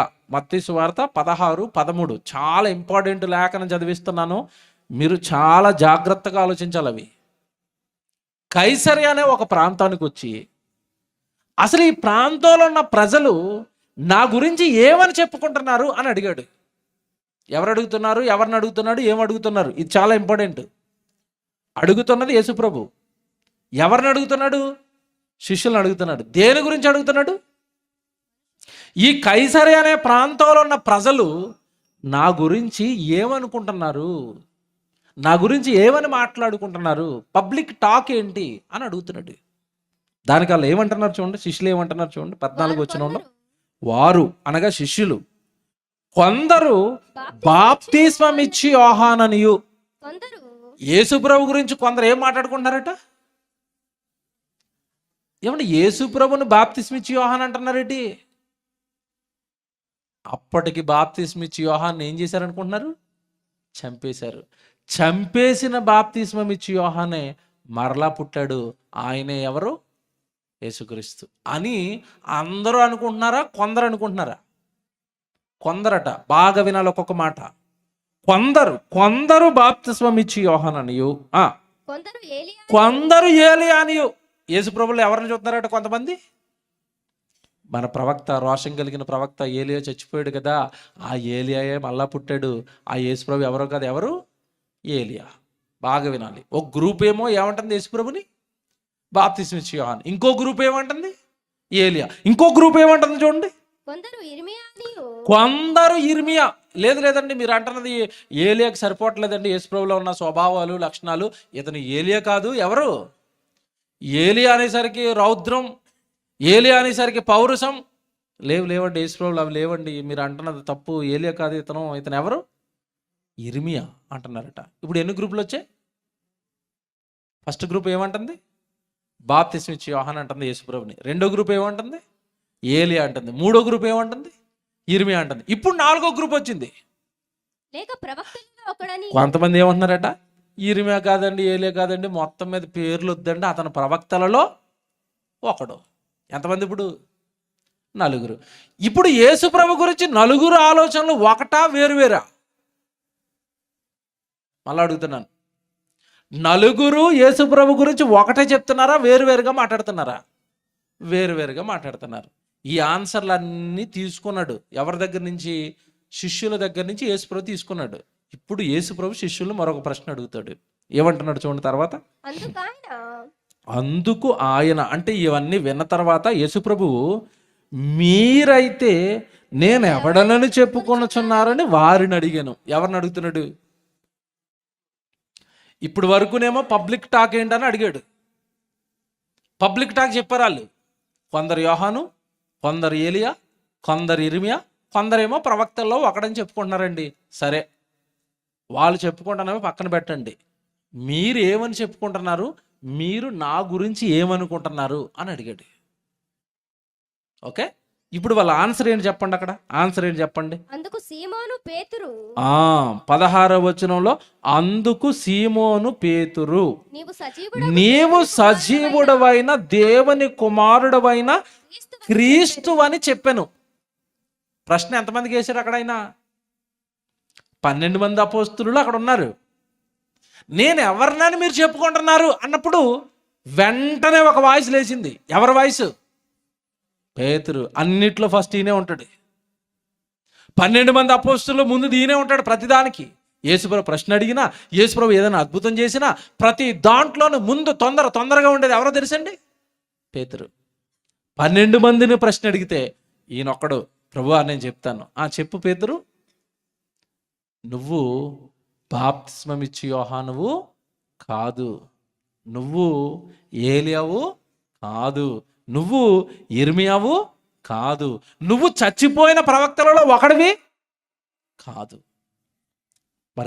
ఎవరు నేను? పేతురు, మరి ఎవరిని నేను? నీవు సజీవుడవైన దేవునికి కుమారుడివి అన్నాడు. బాగా వినాలి. నలుగురు ఆ చుట్టూ కైసర ప్రాంతంలో ఉన్న వాళ్ళందరూ యేసు ప్రభుని ఎవడు అర్థం చేసుకోలేదు. యేసు ప్రభు ఎవరికి తెలియలేదు. ఏమండి, యేసు ప్రభు ఎప్పుడు దేవుని కుమారుడిని చెప్పలేదా? ప్రపంచంలో ఉన్న ప్రజలకు చెప్పలేదా? ఆ ప్రాంతాల్లో చెప్పలేదండి, నేను దేవుని కుమారుడిని, మీ పాపాలు తీయడానికి వచ్చానని యేసు ప్రభు ప్రసంగాలు చేశాడా? చేయలేదా? చేశాడు. ఆ ప్రసంగాలు ప్రజలు విని కూడా ఆ ప్రసంగాల్ని నమ్మారా? యేసు ప్రభు దేవుని కుమారుడు, మా పాపాలు తీయడానికి వచ్చాడు, మమ్మల్ని పరలోకానికి తీసుకెళ్ళేది ఈయనే, మెస్సయ్య ఈయనే, క్రీస్తు ఈయనే, నమ్మారా? నమ్మలేదండి. యేసుక్రీస్తుల వారిలో మెస్సయ్యను చూడకుండా, యేసుక్రీస్తుల వారు క్రీస్తుని, అభిషిక్తుడిని, రక్షకుడిని చూడకుండా, ఏదో ప్రవక్తల్లో ఒకడండి, చాలా మంది ప్రవక్తలు పుట్టారు కదా, ఇతను కూడా ఒకడు అన్నారు తప్ప ఎవ్వరూ కూడా యేసు ప్రభుని ఎవరుగా గుర్తించడం లేదు, దేవుని కుమారుడుగా గుర్తించడం లేదు. జాగ్రత్తగా వినాలి, నేను చెప్పేది చాలా కష్టం, ఇది అర్థం చేసుకోవటం. ఆయన భూమి మీద పుట్టింది మొదలుకొని ప్రసంగాలు చేస్తున్నాడు. ఏమని? పరలోకంలో ఉన్న కన్న తండ్రి నన్ను ఈ లోకానికి పంపించాడు, పాపములను క్షమించుటకు నాకు అధికారము కలదు. మీ పాపాలు తీయాలంటే నేనే ఏకైక దిక్కును, నేను దేవుని కొడుకుని, దేవుని కుమారుణ్ణి అన్నాడు. యూదులు నమ్మారా? శాస్త్రులు నమ్మారా? పరిసయ్యులు నమ్మారా? వాళ్ళు కాదండి, సామాన్య ప్రజలు ఎవరు కూడా నమ్మట్లేదు యేసుప్రభుని. నమ్ముతున్నారా? దేవుని కుమారుడు అని నమ్మరట. ఏమని నమ్ముతారట? బాప్తిస్మ ఇచ్చి యోహాను మళ్ళా పుట్టాడు, ఇర్మియా మళ్ళా పుట్టాడు, ఏలియా మళ్ళా పుట్టాడు, అంతే తప్ప దేవుని కొడుకుగా యేసుక్రీస్తుల వారిని ఆ రోజున్న సమాజం నమ్ముతుందా? నమ్మలేదు. ఎవ్వరు నమ్మటం లేదు. ఒక ఆయన నమ్ముతున్నాడు. ఎవరు? పేతురు. బాగా వినాలి. ఆ రోజు ఆయన పాపాలు తీసేవాడిగా, మెస్సయ్యగా, రక్షకుడిగా, పరలోకానికి తీసుకెళ్లేవాడిగా ఆ రోజు ఎంత ప్రకటనలు చేసినా, ఎన్ని సభలు పెట్టినా, యేసుక్రీస్తుల వారు ఎన్ని ప్రసంగాలు చేసినా, యేసుక్రీస్తుల వారు ఎన్ని అద్భుతాలు చేశారండి. చచ్చిపోయిన వాళ్ళని కూడా తిరిగి లేపాడు. గుడ్డోడికి కళ్ళు ఇచ్చాడు, కుంటోళ్ళకి కాళ్ళు ఇచ్చాడు. ఎన్ని రోగాలండి. రక్తస్రావంతో కొట్టుమిట్టాడుతున్న స్త్రీలకు ఆ రక్తస్రావం కలిగిన రోగాలను బాగు చేశాడు, కుష్టు రోగులను బాగు చేశాడు. ఎవడు ఎన్ని అద్భుతాలు చేశాడు. కొన్ని వేల మందికి రొట్టెలు చేపలు పంచాడు. ఇన్ని అద్భుతాలు యేసుక్రీస్తుల వారు చేస్తే, బాగా వినాలి, ఇన్ని సాహసాలు కళ్ళ ముందు చేస్తే వాళ్ళెవ్వరూ కూడా ఆయన్ని ఎవరిగా ఒప్పుకోవడం లేదు? దేవుని కుమారుడిగా, క్రీస్తుగా, రక్షకుడిగా అంగీకరించలేదు. చుట్టుపక్కల ఉన్న వాళ్ళు ఎవరూ నమ్మటం లేదు. కానీ ఒక ఆయన నమ్ముతున్నాడు. ఎవరు? పేతురు. ఇప్పుడు చదవండి లేఖనం జాగ్రత్తగా. లేఖనం చాలా జాగ్రత్తగా చదవాలి. 15వ వచనం. అందుకు ఆయన, మీరైతే నేను ఎవడనని చెప్పుకొనుచున్నారని వారిని అడిగాను. అందుకు సీమోను పేతురు, నీవు సజీవుడవైన దేవుని కుమారుడవైన క్రీస్తువు. క్రీస్తు అన్న పదానికి పుట్టినటువంటి కింద ఏముంటుంది చూడండి, అక్కడ కింద ఏముంటుంది చూడండి, పుట్టినోట్లో కింద అభిషక్తుడు, దేవుడు అభిషేకించిన వాడు, మా మెస్సయ్యా, మేము ఎదురు చూస్తున్నా, రాజువు నువ్వే అన్నాడు.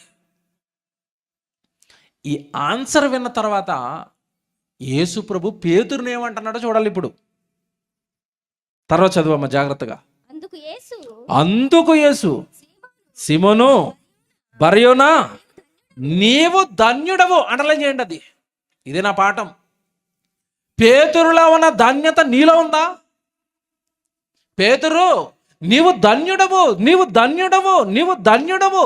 ఏమన్నా ఇంతకీ పేతురు గారిలో ఉన్న ధన్యత ఏంటని అడుగుతున్నాను నేను. ఏంటి ధన్యత?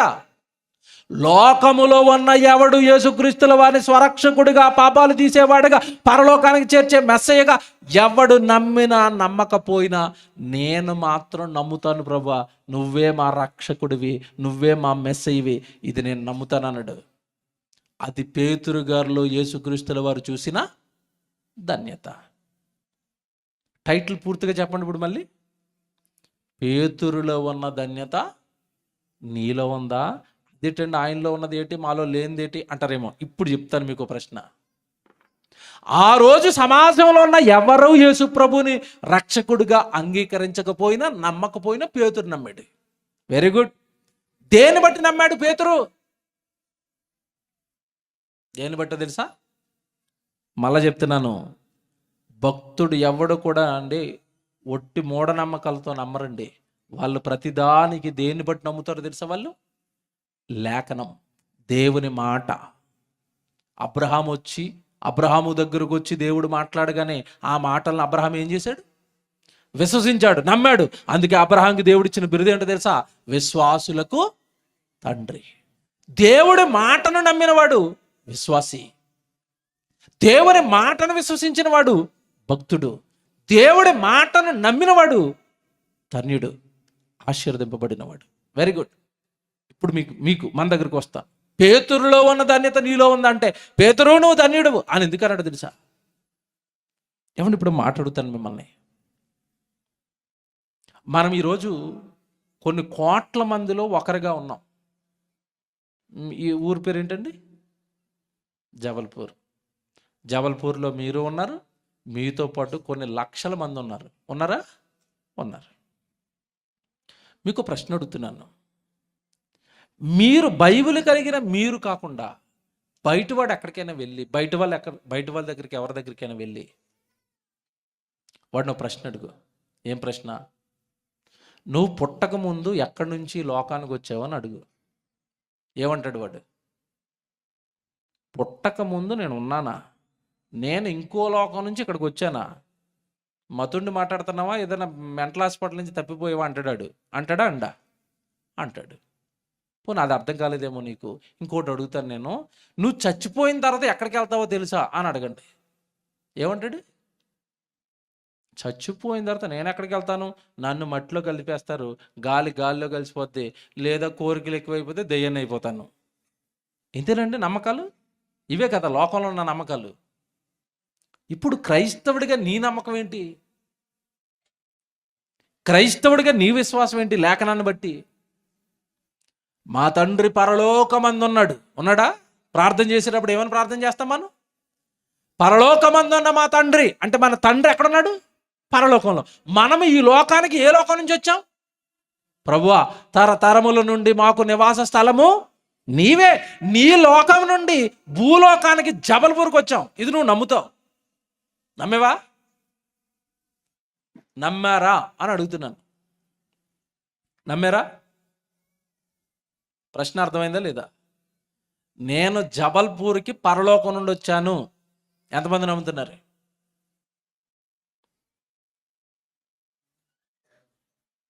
చేతులు ఎత్తమంటే ఎంతమంది ఎత్తారు? నేను పరలోకం నుండి జబల్పూర్కి వచ్చాను అన్న వాళ్ళు చేయొద్దండి. చేతులు ఎగలేదు అంటే మీలో కూడా ఇప్పటికి ఏం లేదు. ఇంకా జబల్పూర్లో మా అమ్మ నాన్నలు మమ్మల్ని కన్నారు, ఆ పరలోకానికి మాకు సంబంధం. ఇదా నీ విశ్వాసం? ఇదా? పరలోకం ఉంది, ఎంతమంది నమ్ముతారు? నరకం ఉంది, ఎంతమంది నమ్ముతారు? నమ్మేవా? చేతులు ఎత్తనోళ్ళేమో మనకెంత గోవాలని వాళ్ళు వదిలేశారు. చేతులు ఎత్తినోళ్ళని అడుగుతున్నాను ఇప్పుడు. నరకం ఉందని నమ్ముతావా? నమ్ముతావు. పరలోకం ఉందని నమ్ముతావు. రెండు నమ్మిన నువ్వెందుకు సరిగా గుడికి రావట్లేదు? నమ్మిన వాడు ఏం చేయాలి? బాగా ఆలోచించండి. నమ్మావా? నమ్మితే దేవుడి కోసం త్యాగాలు చేస్తాం. తొలి శతాబ్దపు సంఘం అపోస్తుల పాదాల చెంత ఏం పట్టుకొచ్చి పెట్టారు? చరస్థిరాస్తులు పట్టుకొచ్చి పెట్టేశారు. ఎందుకు పెట్టారని అడుగుతున్నాను. ఎందుకు పెట్టారు వాళ్ళు? ఎవడికి కావాలండి ఈ భూములు, ఆస్తులు, ఇల్లులు, పొలాలు?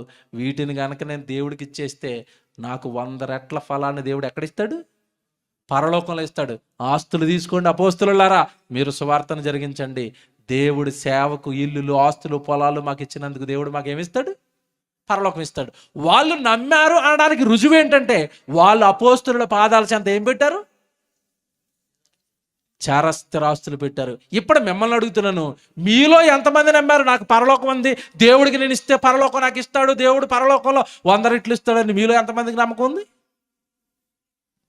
ఉంటే మీరు కూడా ఇలాంటి మీటింగ్లు పెట్టాలి కదా, దేవుడికి ఖర్చు పెట్టాలి కదా, దేవుడు సభలు చేయాలి కదా, దేవుడు సువార్త చెప్పించాలి కదా. ఎవరు చెప్పిస్తున్నారు? ఎవరు మీలో మీ ధనాన్ని దేవుడు పనుల కోసం ఖర్చు పెడుతున్నారు? నమ్మితే ఖర్చు పెడతావు. నమ్మి ఖర్చు పెట్టావా నువ్వు కూడా ఏమైపోతావు తెలుసా? పేతురు నువ్వు ధన్యుడవు అన్నట్టుగానే నిన్ను కూడా ఏమంటారో తెలుసా? నా వాక్యాన్ని నమ్మి నా కొరకు నీ కష్టార్జితాన్ని ఖర్చు పెడతానవా, నేను పరలోకాన్ని ఇస్తానని. Very good. నువ్వు కూడా ఎవరో తెలుసా ఇప్పుడు? ధన్యుడివి, ధన్యురాలివి అంటాడు. ఎంతమందికి ఉంది ఈ ఆలోచన? నమ్మామని మాటల్లో చెప్తున్నాం తప్ప ఎవడు మాటలు ప్రామాణికం అనుకుంటున్నారా దేవుడికి? మన విశ్వాసానికి ప్రామాణికం మాటలు అనుకుంటున్నారా? మాటలతో మనుషుల్ని బురుడి కొట్టించవచ్చు, కానీ ఎవరిని కొట్టించలేం. నేను నమ్మేశానండి దేవుడిని, నాకు దేవుడు అంటే చాలా ఇష్టం అండి. చాలామంది అంటారు. ఇప్పుడు మీలో దేవుడికి ఎంతమంది ఇష్టం అని అనుకోండి, చేతండి ఎంతమంది ఎత్తారు? అందరూ ఎత్తేస్తారు. Very good. మీ అందరికీ దేవుడు అంటే ఇష్టమా? Very good. నేను మాట్లాడుతున్నాను, మీ అందరికీ దేవుడు అంటే ఇష్టం కదా. అబ్రహాం గారిని అడిగింది నేను మిమ్మల్ని అడుగుతున్నాను, మీ కొడుకుని నాకు ఇచ్చేయండి. హైదరాబాద్ తీసుకెళ్ళిపోయి ఆడికి బాబా బైబిల్ ట్రైనింగ్ ఇచ్చి సేవకుని చేస్తాను. రేపు ఎంతమంది పంపిస్తారు చెప్పండి మీ పిల్లలు నా వెనకాల? దేవుడు అంటే ఇష్టం అన్నారు కదా, నేను దేవుడి దగ్గర తీసుకెళ్తానని ఇచ్చేయండి మీ పిల్లల్ని, ఇస్తారా? మాటల వరకేనండి మా భక్తి, చేతల వరకు మాత్రం రాదు. యాకోబు పత్రిక తీయండి. ఇప్పుడు మేము విశ్వాసులమే, మేము భక్తులమే అంటున్నారా? కుదరదు. బైబిల్ ఏం చెప్పిందో తెలుసా? బైబిల్ ఎవరిని విశ్వాసులు అందో తెలుసా? బైబిల్ ఎవరిని భక్తులు అందో తెలుసా? యాకోబు గారు రాసిన పత్రిక 2వ అధ్యాయం తీయండి, లేఖనాలు చూపిస్తాను నేను. యాకోబు గారు రాసిన పత్రిక 2వ అధ్యాయం 14వ వచనం చదువుదాం. 14వ వచనం. నా సహోదరులారా, అండలం చేయండి. ఏమి లేనప్పుడట?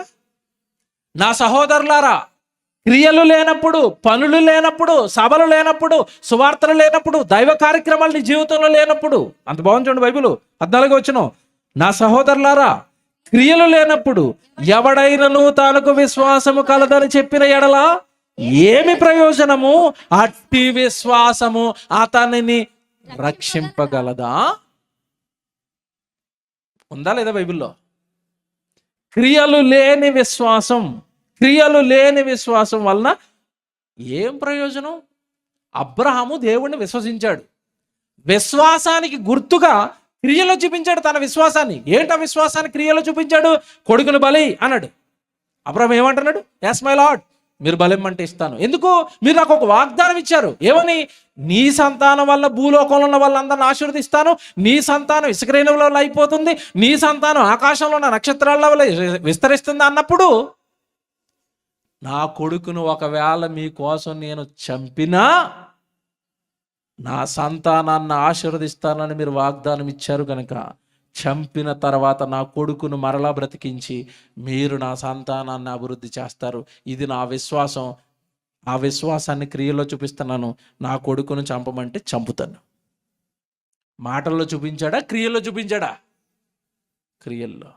నువ్వు క్రియల్లో చూపించే రోజు నీకు దేవుడు ఇష్టమైతే నీ ధనాన్ని ఖర్చు పెట్టు, నీ దేహాన్ని ఖర్చు పెట్టు, నీ సమయాన్ని ఖర్చు పెట్టు, నీ కుటుంబం అంతా దేవుడి దగ్గరికి రండి. మీరు కష్టపడిన కష్టార్జితంతో దైవ కార్యక్రమాలు చేయండి, సంఘాన్ని అభివృద్ధి చేయండి, సేవకులతో మంచి మంచి సభలు పెట్టించేయండి, అనేక మందిని దేవుడి కొరకు మార్చేయండి. మీకు దేవుడు అంటే ఇష్టం అంటున్నావు కదా, ఏ క్రియలేవి? నా సహోదరుడా, ఎంత బాగా రాస్తున్నాడు చూడు. నా సహోదరులారా, క్రియలు లేనప్పుడు ఎవడైనను తనకు విశ్వాసము కలదని చెప్పిన ఎడలా ఏమి ప్రయోజనము? అట్టి విశ్వాసము అతనిని రక్షింపగలదా? చివరి వచనం చదువుతారా? ఇది అధ్యాయంలో 26, 2వ అధ్యాయం 26. ప్రాణము లేని శరీరం ఎలాగూ మృతమో అలాగే క్రియలు లేని విశ్వాసము మృతము. పనికిరాదది, పరలోకానికి తీసుకెళ్లేది కాదది. నువ్వు నమ్మేశానంటున్నావు కదా, విశ్వసించేసానంటున్నావు కదా, ఏది నీ విశ్వాసానికి కొలమానమేది? ఆ రోజు ప్రపంచమంతా యేసుక్రీస్తుల వారిని దైవ కుమారుడిగా, రక్షకుడిగా, ఆ రోజున్న సొసైటీ, ఆ రోజున్న పరిస్థితుల్లో ఎవ్వరు నమ్మకపోయినా ఒక ఆయన నమ్ముతున్నాడు. ఎవరు? పేతురు. ఇప్పుడు వచ్చేయండి మత్తయి సువార్తకి 16వ అధ్యాయానికి. యేసుక్రీస్తుల వారు పేతురుని ఏమంటున్నాడు చూడండి. మత్తయి సువార్త 16వ అధ్యాయానికి వచ్చేయండి, 17వ వచనం చదువుదాం. 17వ వచనం. అందుకు యేసు, సీమోను బరయోనా, నీవు ధన్యుడవు, పరలోకమందున్న నా తండ్రి ఈ సంగతి నీకు బయలుపరచనే కానీ అది. ఇప్పుడు పేతురు గారు దేని నమ్ముతాడట? బాగా వినాలి. పేతురు గారు దేన్ని పట్టుకున్నాడట? పేతురు గారు దేన్ని విశ్వసిస్తున్నాడట? మనుషులందరూ ఏం చెప్తున్నారు పేతురు గారికి యేసుప్రభు గురించి? ప్రవక్తలలో ఒకడు ఇర్మియా, ఏలియా. జాగ్రత్తగా వినాలి. ఇవన్నీ మనుషులు చెప్తుంటే, ఇవన్నీ మనుషుల ఆలోచనలు అయితే, ఇవన్నీ మనుషుల ఊహలు అయితే, ఒక్క ఆయన పేతురు గారు అంటున్నారు, మీరు చెప్పేదంతా అబద్ధం కాదు, నేను నమ్ముతున్నాను. నా కళ్ళ ముందున్న ఈ రూపం, నా కళ్ళ ముందున్న ఈ దేహం, ఈ దేహంలో ఉన్న నా ప్రభువు సర్వ సృష్టికర్త అయిన పరలోకపు తండ్రికి జ్యేష్ఠ కుమారుడు, మా మెస్సయ్య, మా రక్షకుడు. దేనిని బట్టి విశ్వసించాడు పేతురు గారు అంటే యేసుప్రభు చెప్తున్నాడు 17వ వచనంలో. 17వ వచనం బాగా చదవాలి, అర్థం కావాలి అది. నీవు ధన్యుడువు, పరలోకమందున్న నా తండ్రి ఈ సంగతి నీకు బయలుపరచనే కానీ నరులు నీకు బయలుపరచలేదు. నరులు బయలుపరిచిందేమో ప్రవక్తలలో ఒకడు ఇర్మియా, ఏలియా అంటుంటే, దేవుడు బయలుపరిచిన లేఖనాన్ని నమ్మాడు. ఎవరు? దేవుని లేఖనాన్ని నమ్మిన పేతురు ధన్యుడు. దేవుడి వాక్యం మీలో ఎంతమంది నమ్మితే మీరు కూడా ఏమవుతారు? ధన్యులు. నరకమున వారు పురుగు చావదు, అగ్ని ఆరదు. నమ్ముతారా? నమ్మితే మీరు ఎవరో తెలుసా? ధన్యులు. ఆశీర్వదింపబడిన వారు ఆ భయంకరమైన నిత్యాగ్ని దండం నుండి మీ ఆత్మను మీరు రక్షించుకుంటారు. ఇదర్రా ధన్యత అంటే. ఇది పేతురు గారిలో దేవుడికి కనబడిన ధన్యత, పేతురు గారిలో దేవుడు చూసిన ధన్యత. ఎవడు నమ్మినా నమ్మకపోయినా లేఖనాన్ని నేను నమ్ముతాను. పరలోకం ఉందని ఈరోజు భూమి మీద ఉన్న వాళ్ళు చాలామంది నమ్మకపోవచ్చు. మన విశ్వాసాలను వెక్కిరించవచ్చు, మన విశ్వాసాన్ని తోలనాడొచ్చు. ఒరే, ఈ కంప్యూటర్ కాలంలో దేవుడు ఏంట్రా, దెయ్యాలేట్రా అనేవాడు కూడా ఉన్నాడు. లేరా? ఉన్నారు. ప్రపంచం దేవుడు లేడంటుంది, శాస్త్రవేత్తలు అంటున్నారు ఈ సృష్టి దానికదే కలిగింది అంటున్నారు. ఇలా రకరకాల వాదనలు ఈ ప్రపంచంలో ఉన్నప్పుడు శాస్త్రవేత్తలు దేవుడు లేడంటారు, హేతువాదులు దేవుడు లేరంటారు. ఒరే, చచ్చిపోతే ఆత్మేట్రా, నరకవేట్రా, ఎవడన్నా చూసొచ్చాడా అని ఇంకొకడు అంటాడు. ఇన్ని రకాల మాటలు నీ చుట్టూ ఉన్నప్పుడు నేను అవేవి నమ్మనండి. మనుషులు చెప్పింది ఆడు శాస్త్రవేత్త చెప్పాడా, గొప్పవాడు చెప్పాడా, ఎవడు చెప్పినా నాకు అనవసరం అండి. నేను దేన్ని నమ్ముతాను? లేఖనం, వాక్యాన్ని నేను నమ్ముతానని మీలో ఎంతమంది వాక్యాన్ని విశ్వసిస్తారో మీరు కూడా ఏమవుతారు? పేతురులాగా ధన్యులం అవుతాం. పేతురులో ఉన్న ధన్యత ఇప్పుడు చెప్పండి, మీలో ఉందా? మీరు లేఖనాన్నే నమ్ముతున్నారా? బైబిల్నే నమ్ముతారా? మనుషుల్ని నమ్మరా? వస్తాను ఇప్పుడు నెమ్మదిగా మన దగ్గరికి. బయటికి తీయాలి కదా మనలో ఉన్నాయి. లేఖనమే నమ్ముతారా? మనుషుల్ని నమ్మరా? కాదు, మనం రివర్స్. లేఖనాన్ని పక్కకు పెడతాం. మేము ఎవరు నమ్ముతాం? మనుషుల్నే నమ్ముతాం. ఎలాగో చెప్పనా మీకు అర్థమయ్యేటట్టుగా చెప్పాలి కదా. మీ ఇంట్లో కుమార్తె పెళ్ళి చేయాలనుకుంటున్నారు. ఎవరు పెళ్లి చేయాలనుకుంటున్నారు? కుమార్తె పెళ్లి చేయాలనుకున్నప్పుడు దేవుడు ఏం చెప్పాడని లేఖనాన్ని అడుగుతారా? పెళ్లి విషయంలో పెళ్ళి ఎలా చేస్తారా అక్క అని పక్క వాళ్ళని అడుగుతారా? ఇప్పుడు చెప్పండి, దొరికిపోతారు. ఇప్పుడు పెళ్లి విషయంలో బైబిల్ ఏం చెప్పింది? నాయనా, మనమంతా పరలోకపు తండ్రికి పిల్లలం, అంతేనా? భూమి మీద ఉన్న మనుషులందరూ పరలోకంలో ఉన్న దేవుడికి ఏమవుతారు? పిల్లలు అవుతారు. మీరు అందరూ నా పిల్లలు అన్నాడు. మీరు అందరూ ఒకటే అన్నాడు. కానీ పెళ్లి విషయానికి వచ్చేసరికి అందరూ వెతికేది ఏంటి చెప్పండి? పాస్టర్ గారి చెవిలో నెమ్మదిగా చెప్తారు, సంబంధం చూడండి అని అందరి ముందు చెప్తారు. చెవిలో దగ్గరికి వెళ్ళి మాట చెప్తారు. ఏమాట? కొంచెం మా వాళ్ళని చూడండి పాస్టర్ గారు. ఎవరు మీ వాళ్ళు? ఆయన కరెక్ట్గా వాక్యం తెలిసిన అయితే ఆయనకి చాలాసేపు తెలియదు, కొత్త ఆయన అయితే. ఎవరమ్మా మీ వాళ్ళు అంటే మీ ఊరోళ్ళ అంటాడు. కాదండి ఆ పాస్టర్ గారు, అర్థం చేసుకోండి, పైకి చెప్పలేము. ఏటి మీ వాళ్ళు? మా వాళ్ళనే చూడండి అంటే మా కులస్తులనే చూడండి. కులాన్ని విడిచిపెట్టను నువ్వు వాక్యాన్ని నమ్మావా అని అడుగుతున్నాను. నమ్మావా? పరలోకంలో ఉన్న తండ్రిని నేను, భూమి మీద ఉన్న మీరంతా నా పిల్లలు అంటే నీకెక్కడి నుంచి వచ్చింది కులం? కులస్తులు నీ వాళ్ళ. కులాన్నే విడిచిపెట్టను నువ్వు లేఖనాన్ని ఎక్కడ నమ్మావు? చాలామంది కులాన్ని విడిచిపెట్టరు, ప్రాంతాన్ని విడిచిపెట్టరు. మా వాళ్ళు మీ వాళ్ళు ఎవరో తెలుసా? వాక్య ప్రకారం తల్లిదండ్రులు యేసుప్రభు దగ్గరికి వస్తే యేసుప్రభు ఏమన్నాడు తెలుసా? ఎవరు నా తల్లి, ఎవరు నా సహోదరులు? ఇదిగో పరలోకంలో నా తండ్రి చిత్త ప్రకారం చేస్తున్నారు కదా శిష్యులు, నా వెనకాల తిరుగుతున్నారు కదా సువార్తలో, దేవుడి పనులు. వీరే నా తల్లి, వీరే నాకు సహోదరులు. నీకేం అర్థమైంది? సంఘములో ఉన్న వాళ్ళందరూ నీ వాళ్ళే, నీ కులస్తులు కాదు, నీ రక్త బంధువులు కాదు. సంఘములో నీకు ఏర్పరిచిన నీ ఆత్మ బంధం, నీ పక్కన ఉన్న సహోదరులు ఉన్నారు చూసారు, వాళ్ళందరూ నీ వాళ్ళే. నమ్మావా లేఖనాన్ని? అందరూ నా వాళ్ళను నమ్ముతావా? అడుగుతున్నాను ఇప్పుడు నేను. సంఘంలో ఉన్న వాళ్ళందరూ మా వాళ్ళని నమ్మాను చేయొద్దండి. చెయ్యి ఎత్తారా ఓ ప్రశ్న వేస్తాను వెంటనే. ఏడో తెలుసా ప్రశ్న? సంఘంలో ఉన్న వాళ్ళందరూ నీ వాళ్ళే అని నమ్మితే మీ అక్కకి 6 నెలలకు ఒకసారి చీర కొంటున్నావు, సంఘంలో ఉన్న అక్కకి ఎన్ని చీరలు కొన్నామని అడుగుతాను. చెప్పండి. మనం వాక్యం దగ్గరకు వచ్చి ఏదో భక్తుల్లోకి ఫీల్ అవుతున్నామా? వాక్యం మనకు అర్థమైంది. ఇప్పుడు చెప్పాలి నాకు. ప్రతి ఆదివారం గుడికి వస్తూ గుడిలో కూర్చున్నానని పొంగిపోతున్నాం తప్ప లేఖనాలు మన గుండెల్లోకి ఎక్కడొచ్చాయి? జీవితంలోకి ఎక్కడొచ్చాయి? ఎక్కడ పాటిస్తున్నాం లేఖనాన్ని? ఎప్పుడు అవుతాం మనం ధన్యులము? లేఖనాలను పాటించి లేఖనాన్ని నమ్మి పేతురు గారి లాగా ఎప్పుడండి మనం ధన్యులం అవుతాము? ప్రపంచం అంతా నమ్మట్లేదండి యేసుప్రభు. నా రోజు ఒక్కడు నమ్ముతున్నాడండి. ఎవరు? యేసుక్రీస్తు. ఈరోజు నీతో పాటు చాలా మంది ఉన్నారా విశ్వసించే వాళ్ళు? వాళ్ళల్లా నువ్వెందుకు నమ్మటం లేదు? నువ్వెందుకు విశ్వసించటం లేదు? వాక్యానుసారమైన జీవితం నీలోకి ఎందుకు రావటం లేదు? ఎప్పుడవుతావు ధన్యుడివి? ఎప్పుడవుతావు ధన్యురాలివి? బేష్ అనాలి కదా నిన్ను కూడా యేసుక్రీస్తుల వారు. నా వాక్యానికి లోబడ్డ బేష్ అనాలి కదా నిన్ను కూడా. శభాష్ అనాలి కదా. ధన్యురాలివి, ధన్యుడు అని యేసుక్రీస్తు నిన్ను అనాలి కదా. పేతురు గారిలో ఉన్న ధన్యత నీలో ఉందా? మీలో ఉందా?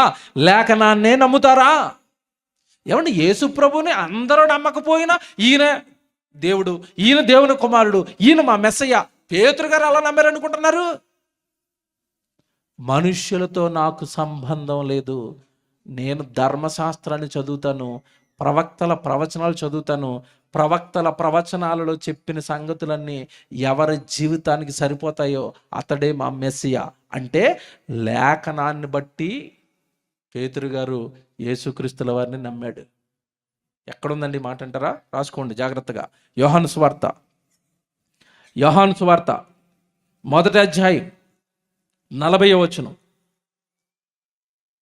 యోహాను సువార్త 1వ అధ్యాయం 40వ వచనం. యోహాను మాట విని ఆయనను వెంబడించిన ఇద్దరిలో ఒకడు సీమోను పేతురు యొక్క సహోదరుడైన ఆంద్రేయ. ఏమండి, ముందు ఈ పేతురు గారు ఆంద్రేయ అన్న వాళ్ళండి బాప్తిస్మం ఇచ్చి యోహాను గారు శిష్యులు. వీళ్ళంతా ఒక 6 నెలలు ముందు పుట్టాడు ఆయన. బాప్తిస్మం ఇచ్చి యోహాను గారు సేవలో ఉన్నాడు. ఆయనకి శిష్యులుగా ఉన్నారు వీళ్ళిద్దరు. ఆయన ఏమన్నాడంటే ఒకనాడు, నాయన ఇదిగో యేసుప్రభు నాకంటే వాక్యం బాగా చెప్తాడు, యేసుప్రభు నాకంటే మంచివాడు, పవిత్రుడు, అతడు రక్షకుడు, మీరు ఆయన వెనకాల వెళ్ళిపోండి అని యోహాను గారు శిష్యుల్ని యేసుక్రీస్తుల వారు వెనకాల పంపించేసాడు. ఆయన మాట విని వచ్చారు వీళ్ళు. జాగ్రత్త చదవాలి 40. యోహాను మాట విని ఆయనను వెంబడించిన ఇద్దరిలో ఒకడు సీమోను పేతురు యొక్క సహోదరుడైన ఆంద్రేయ. ఇతడు మొదట తన సహోదరుడైన సీమోనును చూచి, మేము మెస్సయ్యను కనుగొంటిమి. ఆగండి, మేము మెస్సయ్యను కనుగొన్నాం అంటే అప్పటికి మెస్సయ్యను ఏం చేస్తున్నారు వీళ్ళు? వెతుకులాట్లో ఉన్నారు. ధర్మశాస్త్రంలోనూ ప్రవక్తల ప్రవచనాల్లోనూ రాయబడిన లేఖనాలను బట్టి మెస్సయ్య పుడతాడట. ఎక్కడ పుట్టాడు మెస్సయ్య? ఎలా ఉంటాడు మెస్సయ్య? ఎలా ఉంటాడు మా రక్షకుడు అని వెతుకుతుంటే ఒకానొక రోజు దొరికిపోయాడు. పేతురు గారికి కాదు, దొరికితే ముందు ఎవరికి దొరికాడు? ఆంద్రేయకు దొరికాడు. ఆంద్రేయ పరుగున సహోదరుడైన పేతురు, సీమోను అనగానే పేతురు గారి దగ్గరికి వచ్చి, అయ్యా నువ్వు నేను ధర్మశాస్త్రం ప్రవక్తల ప్రవచనాలు చదువుకుని మెస్సయ్య కోసం ఎదురు చూస్తున్నాం కదా, ఆ మెస్సయ్య నాకు దొరికిపోయాడు. లేఖనాలలో ఉన్నవన్నీ ఆయనలో కనబడుతున్నాయి. లేఖనాలలో ఆయన ఎలా మాట్లాడుతాడని రాయబడి ఉందో అలాగే మాట్లాడుతున్నాడు. దొరికిపోయాడు మన రక్షకుడు మెస్సియా. చదవండి 42. యేసునద్దకు అతను తోడుకొని వచ్చెను. మెస్సియాను మాటకు అభిషిక్తుడని అర్థము. యేసు అతని వైపు చూచి, నీవు యోహాను కుమారుడవైన సీమోను, నీవు కేఫా అనబడదు, మార్చేస్తానన్న తర్వాత నిన్ను పేతురు, నీ పేరు మారిపోద్ది. నీ పేరేటి ఇప్పుడు? కేఫా. ప్రియులరా, అంటే ఈ ఆంద్రేయ అలాగే పేతురు గారు ఇద్దరు సహోదరులు ఎవరి కోసం వెతుకుతున్నారు? లేఖనాలను పట్టుకుని మెస్సయ్య కోసం వెతుకుతున్నారు. అలా వెతకగా యేసుక్రీస్తుల వారు దొరికిపోయాడు. ఆ యేసుక్రీస్తుల వారు సేవకు వెళ్ళిపోయారు. ఆ యేసుక్రీస్తుల వారు నమ్మి వెనకాల వెళ్ళిపోయారు. అలా వెళ్ళిపోతున్న కాలంలో మధ్యలో అడిగాడు ఈ ప్రశ్న యేసుప్రభు. ఏమని? మీరైతే నా గురించి ఏమనుకుంటున్నారు అంటే, ప్రజలు ఏమనుకుంటున్నారు? ప్రవక్తలలో ఒకడు ఇర్మియా అనుకుంటున్నారు, ఏలియా అనుకుంటున్నారు, బాప్తిస్మం ఇచ్చి యోహాను అంటున్నారు. మీరేమంటారు అనేసరికి, నేను ప్రజల మాట నమ్మను ప్రభువా, నేను ప్రజల మాట నమ్మేవాడిని కాదు, లేఖనం నమ్మేవాడిని. లేఖనాన్ని బట్టి నేను చెప్తున్నాను, నువ్వు మెస్సయ్యవి, నువ్వే దేవుని కుమారుడువి, నువ్వే. మా పాపాలు క్షమించడానికి వచ్చింది నువ్వే, మాకు పరలోకం తీసుకెళ్ళేది నువ్వే. ఎవడు నమ్మినా నమ్మకపోయినా నేను నమ్ముతాను లేఖనాన్ని అన్నాడు. మీలో ఎంతమంది బైబిల్ నమ్ముతారు? మీలో ఎంతమంది బైబిల్ను నమ్మి పేతురు గారిలో ధన్యులు అవుతారు, ఆశీర్వదింపబడిన వాళ్ళు అవుతారు? పేతురుని తర్వాత దేవుడు ఆశీర్వదించాడు. ఎలా ఆశీర్వదించాడు?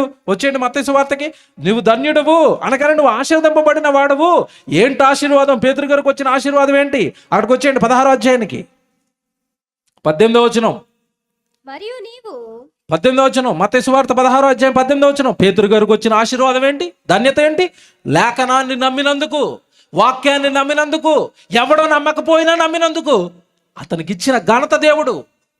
లేఖనాన్ని నమ్మిన ప్రతి వాడికి ఘనత వస్తుంది. మళ్ళా చెప్తున్నాను, నువ్వు గుడ్డిగా వాక్యాన్ని నమ్మాయి, మనుషులు నమ్మకు, మనుషుల సిద్ధాంతాలు నమ్మకు, మనుషులు చెప్పే తీయని మాటలు నమ్మకు, గుడ్డిగా వాక్యం మాత్రమే నమ్ము, విశ్వసించు.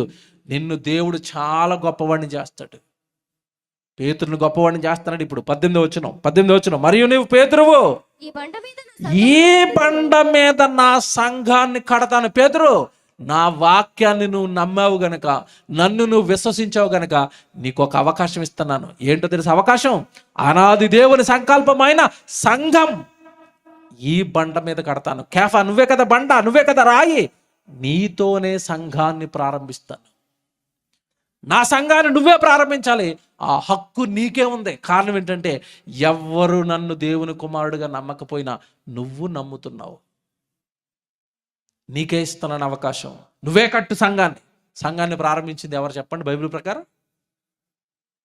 సంఘాన్ని ఎవరు ప్రారంభించారు? ప్రసంగం చేస్తే పెంతుకోస్తు అనే పండగ దినాన్న 3,000 మంది వచ్చి బాప్తీసం తీసుకున్నారు. ఎవరు ప్రసంగం అనుకున్నారు? అది పేతురు గారి ప్రసంగం. 1000 మంది సంఘం పేతురు గారి చేతుల మీదుగా ప్రారంభమైపోయింది సంఘం. నీ బండ మీద నా సంఘాన్ని కడతాను, నీకు ఇస్తున్నాను, నా సంఘాన్ని కట్టు, నీకు అధికారం ఇస్తున్నాను అన్నట్టు. ఎంత గొప్పవాడిని చేశారండి. ఏమండి, మీకు ఇక్కడ ఒకటి అర్థం కావాలి. ఏమండి, సంఘం కట్టడం గొప్పతనమా అనుకుంటున్నారేమో? గొప్పతనమే.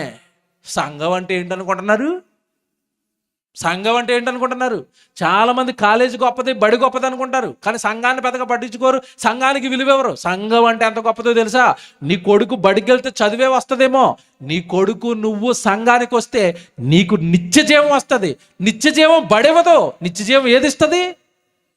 సంఘం గూడిస్తుంది. చెప్తున్నాడు చూడండి, కింద అంటాడు చూడండి.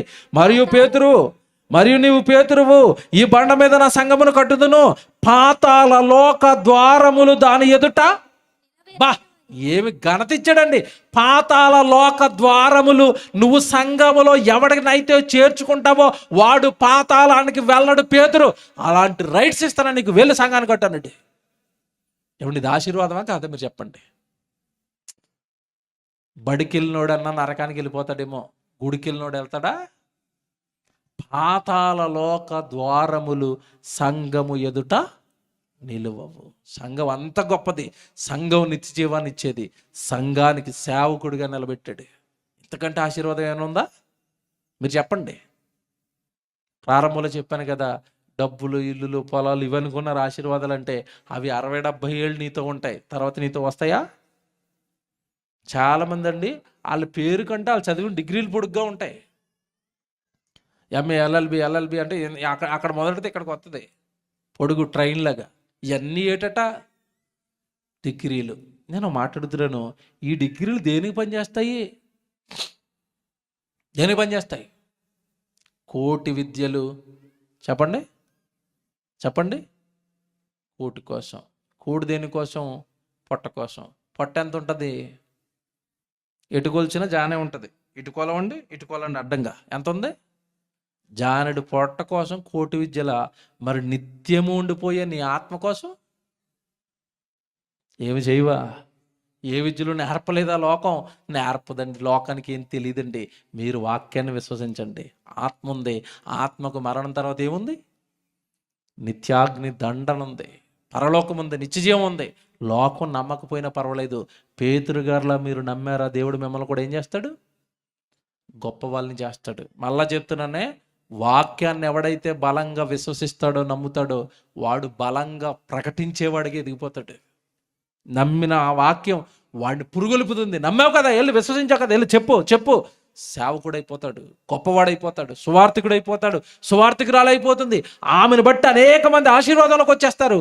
వాక్యము ఆశీర్వాదం అనగానే ధన్యత. పిల్లరా, పేతురులో ఉన్న ఆశీర్వాదం మీలో ఎంతమందిలో ఉంది? పేతురు గారు వాక్యాన్ని నమ్మాడు.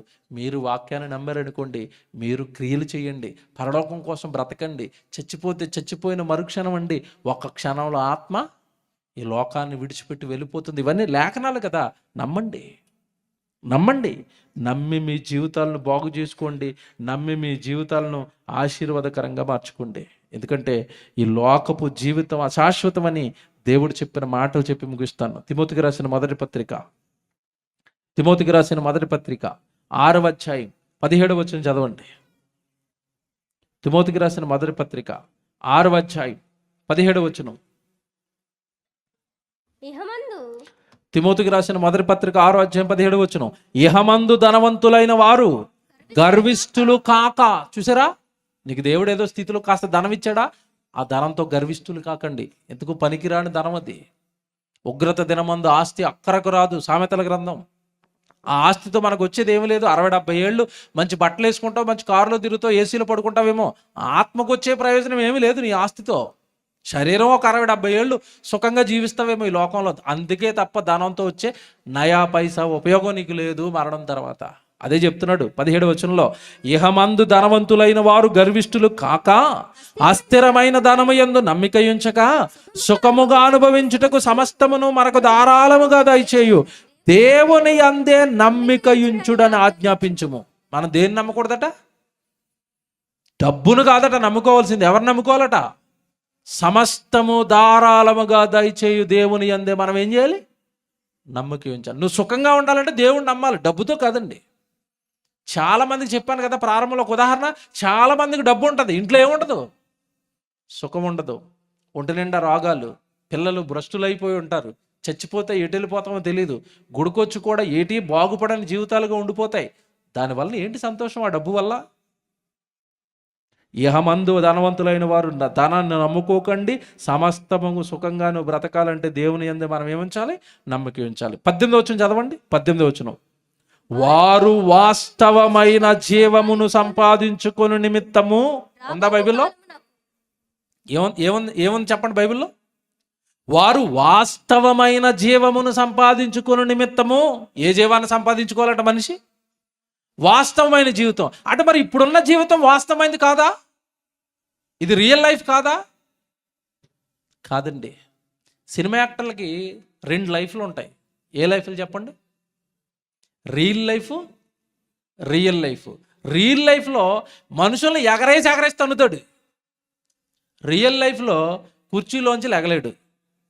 సినిమా హీరో ముసలైపోయి ఉంటాడు. మీకు అర్థం కావాలని చెప్తాను. రజనీకాంత్ గారు తెలుసా మీకు?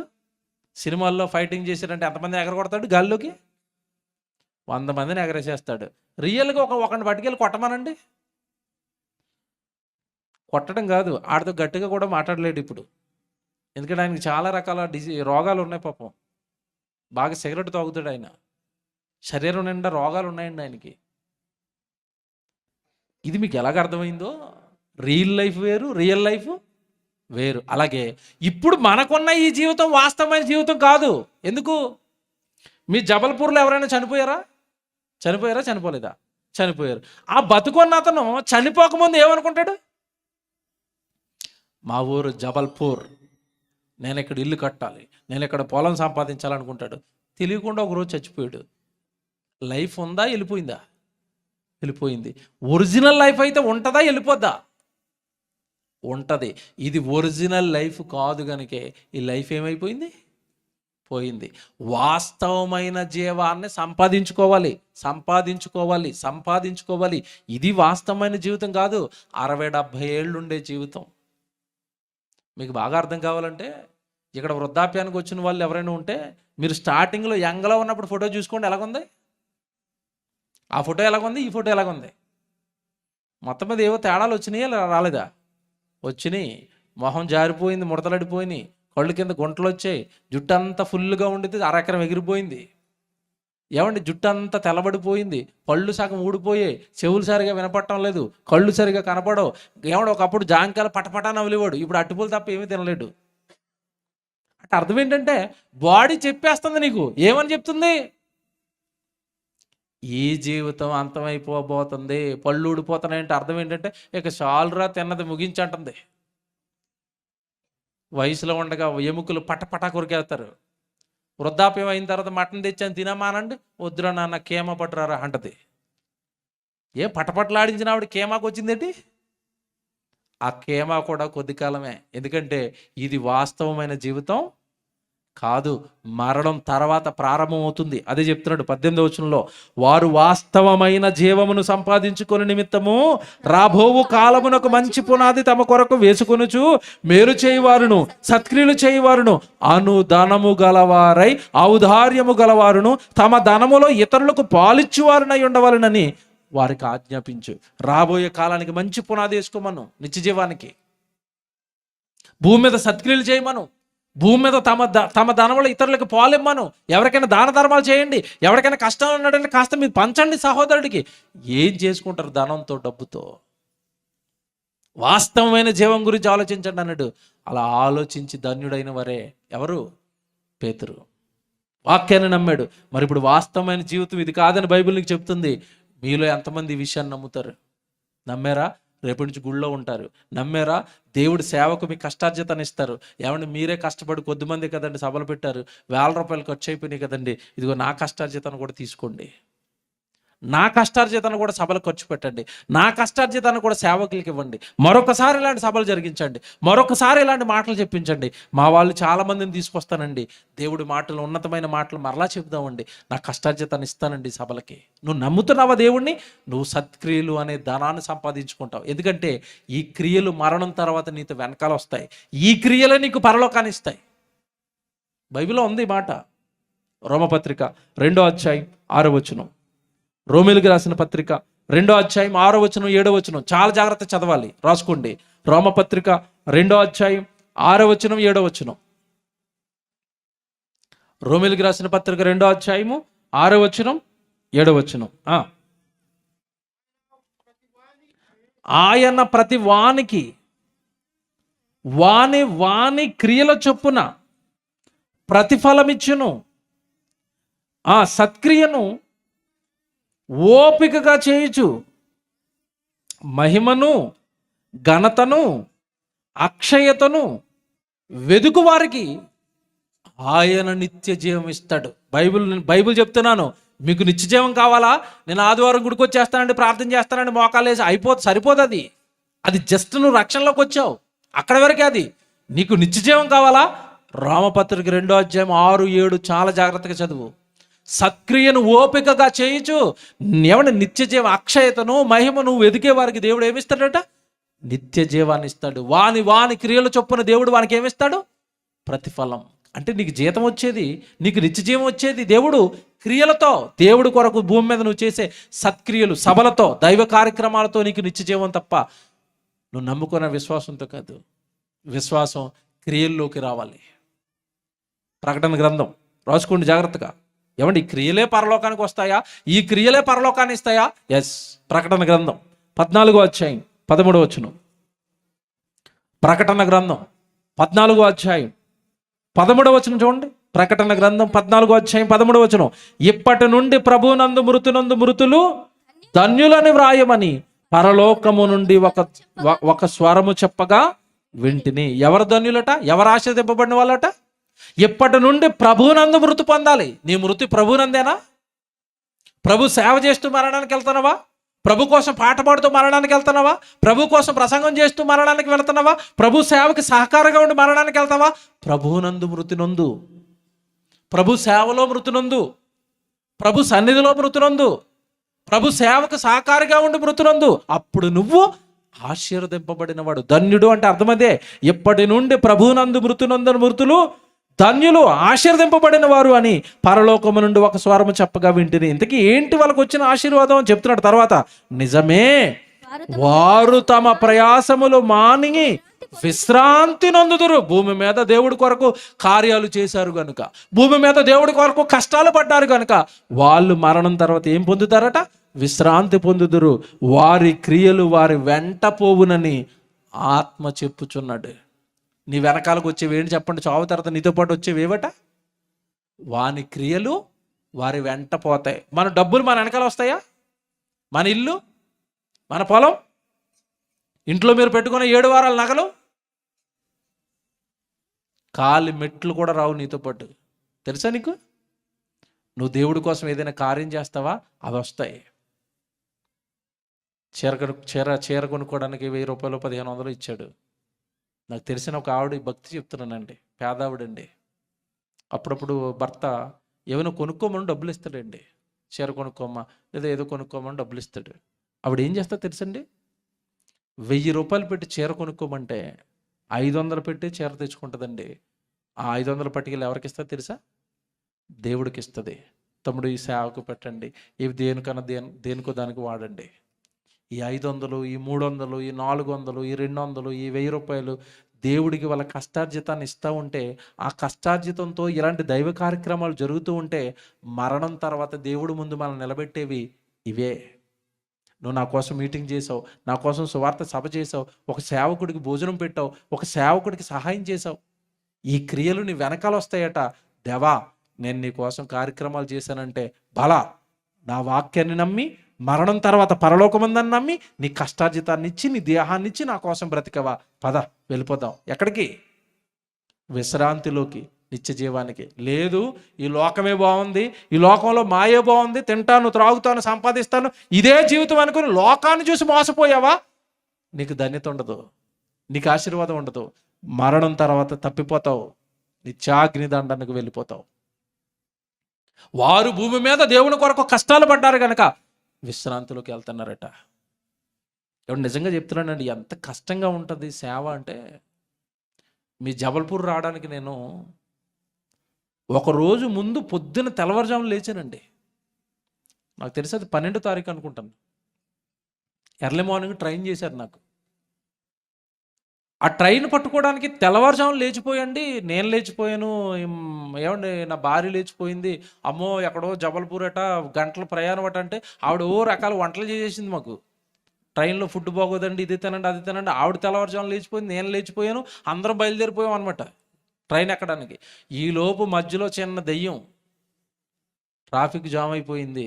మేము స్టేషన్కి అలాగ వెళ్ళాం, ఇలాగ ట్రైన్ వెళ్ళిపోయింది.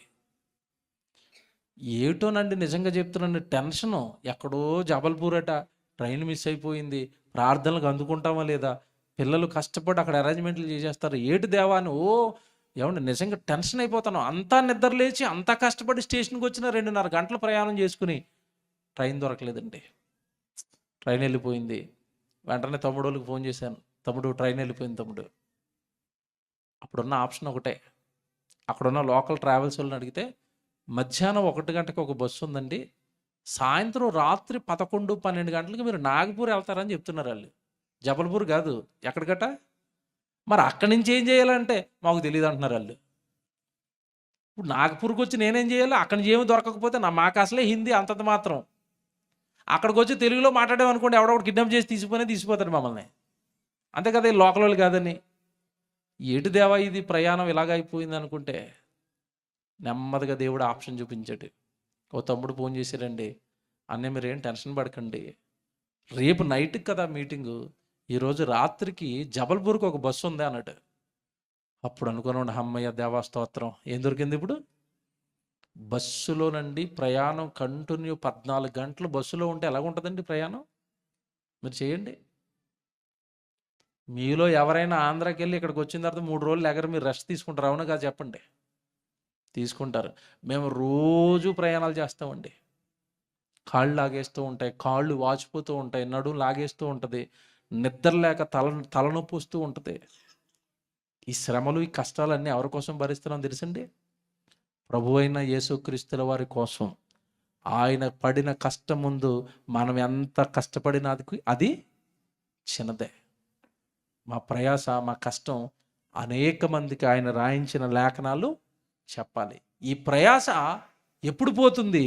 విశ్రాంతి ఎప్పుడు వస్తుంది చెప్పండి? అలా దేవుడు పనిచేస్తూ దేవుడు నాకు ఏదో ఆయుష్కాలం రాస్తాడు, ఆ ఆయుష్కాలంలో నేను చనిపోతాను. అప్పుడు దేవుడు అంటాడు, నాయన చాలు నాయన తిరిగింది, వచ్చే రెస్ట్లోకి. ఎక్కడికి? పరదేశం. ఎక్కడికి తిరగకుండా జబల్పూర్లో ఉంటున్నారు, మీకు మరణం వచ్చింది. అప్పుడు ఏమంటాడు చెప్పాలా? ఏమీ చేయని భక్తురాలా, నీకు ఒక నమస్కారం, నా దగ్గరికి రావద్దు. అంతే కదండి. క్రియలు లేని విశ్వాసము వృథా. నమ్మండి లేఖనాన్ని, బ్రతకండి ప్రభు కోసం. పేతురులాగా బేష్ అనిపించుకోండి. పేతురు, ఎవరు నమ్మకపోయినా నువ్వు నమ్మావు. మన చుట్టూ ఈరోజు నమ్మని వాళ్ళే ఎక్కువ ఉన్నారు, కానీ మీరు అవిశ్వాసులుగా మారకండి. లేఖనాలను నమ్మండి, ప్రభువుని నమ్మండి, పరలోకం కోసం బ్రతకండి.